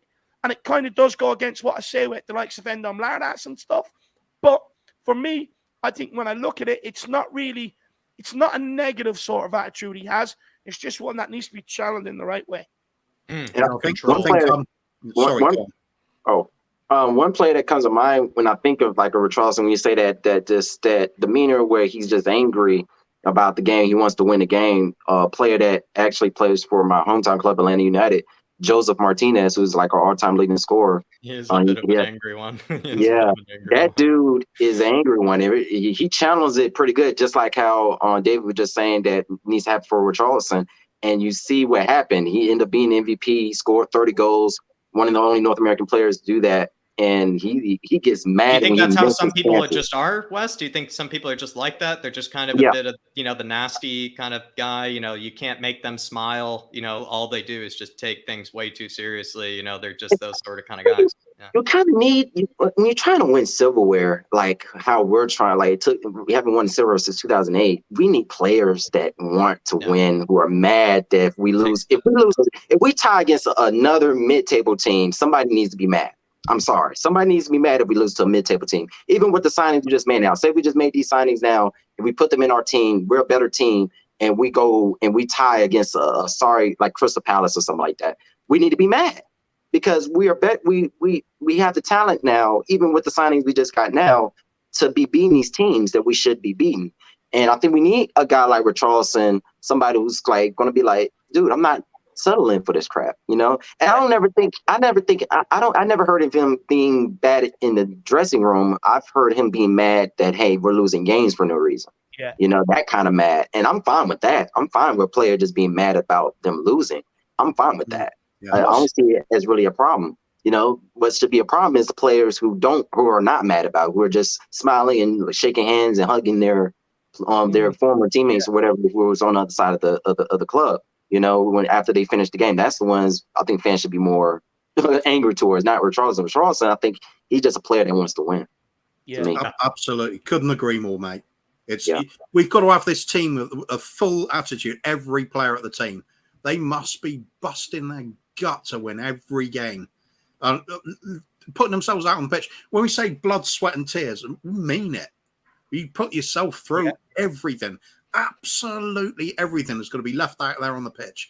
If you have not come back in exhausted and you can't say to yourself, I gave everything I possibly could in that game, then you should be ashamed of yourself. You don't deserve the shirt. Another thing is, our history of our club has always been about like blood, sweat, and tears mentality. Bill Nixon kind of created it, really. You know, we've always been the underdogs. We've always been the one that fight to win our silverware. And if you look at down our history, even going back to when we won the second division and came up and won the first division the next year, back in 50 to 51, like there's no clubs that's hard-nosed mentality. That's always been our identity. I think Conte's trying to like copy that just a little bit by adding a Richarlison to the team. So I don't, you know. Wes the historian. I'm about to write that in. Wes the historian. And honestly, I'd say you made Dermot cry twice tonight. I love our history. Do you remember the manager in 50-51? No. That's on part. I got to read more. I'm trying to find more books from the thing. He hasn't gone to the managers yet, Cuba. He hasn't gone to managers yet. You didn't give him another 3 weeks. No, I was impressed anyway. He's been dropping it all throughout the show. He's going to win the next quiz show. Don't get him on the next quiz show, Dave. He's going to take your title from you, Dave. He's a danger to it. No Wes on the quiz shows. He's banned. But look, guys, I think we are going to end it off there. We're going to go around and let everybody, sort of like plug themselves. But before we get into Kuva and Jack, I want to know, guys, what you think of Wes on today's show. Look, we don't need to do it with Kuva because everybody loves Kuva. We know that. But, guys, I think Wes has been absolutely brilliant. Great addition to the panel. Get in the comment sections. Let us know if you want to see more of him. At the end of the day, it's all about who you guys want to see out there. So get in the comments and let us know what you think of Wes' appearance. I think he's been absolutely brilliant. But who wants to scrap it out first? Jack, Kuva, what do you want to plug? Who wants to go first? Maybe Kuva goes first because, that means you get to put the first link in, maybe then, that gets clicked, I'm a free agent, so I can give several. Well, actually, you're being, maybe you want to plug, I don't know, Kuva, you're about to be sent on loan, so I've heard, exactly. maybe so a bit of love for Matty Hayes, perhaps, just since I'm going to be, I'll be on there. That's where you'll be. Yeah. Exactly. Otherwise, I just love going around the channels. They've just got a bit of a sense of fun to them. Shelfside Spurs, they're not on the summer, they're having a hiatus, but when they come back in the start of the season, that's always a go-to for me. Sean over at Spurs. I was going to say all one word and then just leave it at that. Spurs Talk Show, all one word. There we go. We always have a little bit of a lively discussion on there and a bit of fun. Bob Spur, obviously, everybody knows who Bob Spur is in the community. Must do. So almost infamous the troubles he had over the Christmas and the fact that he's come back to us after twice nearly being taken away. Incredible stuff, and he's put a lot more fun and a lot more positivity into the whole atmosphere since he's been back. It's been great. So definitely check out his channel in particular on Saturday night because it goes mental and I love it. Yeah, it's not even. David's been on as well and got subjected to it as well and joined him pretty well. You filthy man. Yeah, look, I like that sort of humor. I mean, I think it's I just love it. I think it's funny. It's something a bit different away from the Spurs content, And you need a bit of a laugh sometimes. I really did enjoy it. It does get to. So, I mean, look, I wasn't involved in the one the week before. Thank God I wasn't. That went to some odd places. But it's definitely a good stream, no matter. Definitely is. I enjoy being on. I took a leaf out your book, though, Kuba. Absolutely. But there's overall though, there's so many channels to just pick up. Any channel that's not got a lot of numbers, not a lot of likes, not a lot of subscribers, I should say, just give them a little subscribe. It doesn't hurt. It's good to have a nice list on your channel. You'll see lots of, not just the people coming on screen, but you see lots of the people in the comments section as well popping up on the other streams. And it really is a community. You get to know people. You're expecting fun from some certain people. You're expecting a bit of agitation from others, but in a good way. People you don't always agree with, just mix it up a bit, get out there and have a look at all the different channels. Just get around there. If people put out a bit of content you like, just give them a subscribe. It really helps to make the channel. Every channel creator, no matter what they say, and no matter how they say it, doesn't matter about the people watching. It bloody does. I'll tell you. Yeah. Look, I always say, any Spurs channel, anyone that's a Spurs fan that you come across and just trying to do content, big or small, it doesn't matter. Always subscribe. You don't have to continue watching them if you don't like them, but they're a year at the end. They just show them that bit of a subscribe button, that bit of a like on the stream when they're streaming, you know what I mean? And just support them wherever you can. You know, look, we've named them a load of channels in the chat there. Pax and Roll, Bob Spur TV, Matt Hayes, Sean Spurs Talk Show, loads. The Flat Cap Your Talk, which Jack dumping in there again. It's gone so far up. But so many there, guys. So just get across and check them all out. And before we let Jack plug himself, I mean, Wes, anything you want to sign off with? Anything you want to say to the fans out there? Thank you for having me. Happy to finally, do kind of like my first panel, I guess, with you guys. You know, I appreciate you guys so much more than which I believe. Thank you to the folks watching. Please like and subscribe. It helps them a whole bunch. And if you can, just follow me on Twitter at West the King. That's all I really have to say. 100%. I have that Twitter. Let me put that in, actually. That in. I also put in Paxton Road, everybody, just because, like what Kuva was just saying, that's the channel that I really love watching just in my own spare time. So, we were just mentioning a lot of channels that we love. I love Paxton Road, so show them the support that they deserve. Also, somebody who's on my channel a lot over on Flat Cap, Darius and Shane and whatnot, you can find them over there. So show them support. I am trying to find West the King. Or put West the King. Saba Talk Spurs as well. That's Daryl Denson just saying he's 27 subscribers from 1K. Sava, like him or loathe him, he speaks his mind. That's again, talk from the chest. Yeah. Say what you think. And even the people that don't like the way he does it, if you really listen to what he's saying, you're probably going to find it's not too far from what you want to see happening at the club. I think he's got a great way of putting himself about. But he's quite aggressive with it, so it makes it fun for me. We're lucky enough to go on his show the other day, and it was good fun. I really enjoyed myself. He's had a good show. He's had a very good show for sure. Look, every Spurs content creator, I see someone throw Mauri's name in there as well. Every Spurs content creator, just show them a bit of love when they're on. I'm a big advocate of that. Jack, what's coming up on the Flat Cap Your Talk, my man? Everybody, I actually have this really cool video coming out, I must say. I have David and I's Premier League predictions, and it's quite a hilarious, reaction video. It was about 2 hours of me reacting, which I am still working on kind of editing down to 30 minutes. I'm trying to get to 30 minutes. I probably won't succeed in that because there really were some very good takes. At one stage, Dave, even just a bit of a sneak peek, I actually predicted that Dean Smith would get sacked because I think Dave knows I don't rate Dean Smith. But at the same time, after predicting Dean Smith would get sacked, I somehow thought that Aston Villa would still finish 9th position in the Premier League. So it's those sort of predictions, Dave, that don't make sense, but are also spot on at the same time that, we're talking about. So if that sounds entertaining to you, if that sounds kind of funny to you, I would really check that out. It was a lot of fun to make. I'm still editing it at this moment in time. So when you do see that released on the Flat Cap channel, I would just say, please give it a watch. I know you'll enjoy it. And I think, just leaving a like or something would really be appreciated because this one took a lot more editing and work than usually the other ones did as well. But it was a lot of fun to make at the same time. 100%. Look, we're trying to up the content on both channels, so hopefully everybody does enjoy what we're putting out. But look, I told you, the scout reports will be your baby for this summer, and so many years are getting over there, loving them as well. So do get over there, guys, and check out the Flat Cap Your Talk. And then I promised Ellie we will end off on our question, maybe a bit of a nice way to end off. Everyone can put their answers in the chat rather than calling me see you next Tuesday and other stuff as we're leaving. We could just do it this way. I'm only messing. You guys are always so nice. But look, Ellie wants to know, which player would you like to score a winning goal to see the Prem title? I mean, Ellie, it's a no-brainer for me. It's the one and only Big H. Big H, baby. That's the one for me. Do the winner. I mean, that's a picture I'll have around for years, and I'll just kick the messes out of bed and I'll sleep with the picture. That'll do me. So Harry Kane, Ellie for me. Kuva? Oh, I think Hugo. Yeah. More way to Allison sign off Hutter. towards the end Hutter. of his career with us. Picking up the big one.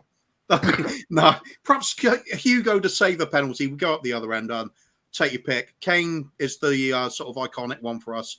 But I think at the moment, all the real love's heading in Sonny's direction. Yeah. And what a statement that is. He's just got that global appeal. If he scores the winner to lift the Premiership title, my God, that picture's going to get played a lot. Yeah. Especially by me to every gooner I bloody know. Yeah. Every day for a year. Yeah. Oh, you'd love it. You'd absolutely love it. Wes, who would be your dream player to sign off and seal the Premier League title with the last goal? Like, my favorite player is Son, no doubt, and it would be just like with that would be crazy if he was the one to do it. He's been mostly the main one. He would be more likely to do it in the situation comes to itself. But I think it has to be the talisman. Harry Kane. He's stayed with this club through blood, sweat, and tears. He done lost a whole lot of times. For him to finally win silverware for a team he's been playing for so long, even through the academy ranks, it would be so monumental for it, just for his career, his legacy, because especially right before he breaks that England goal scoring record, that would just be another icing on tape to finally win silverware, and to do it in that kind of fashion would be crazy. Yeah, 100%. Like Wolf Mallow says, Son, PFA, I've never even heard of him, apparently. Yeah, look, it would be definitely a nice one to kind of silence all of these doubters for sure. Jack, it would be your dream. Hojbjerg, Romero. I know you have someone way out of the norm. Emerson, Dave. Holding the flare, Jack, running along with the flare. Yeah, I mean, why not? Wouldn't be like Dave. Like I said, I'm already going to write a book on his time at Spurs. He went from the most non-rated right back to probably finishing still as a non-rated right back, but somehow finished as a cult hero.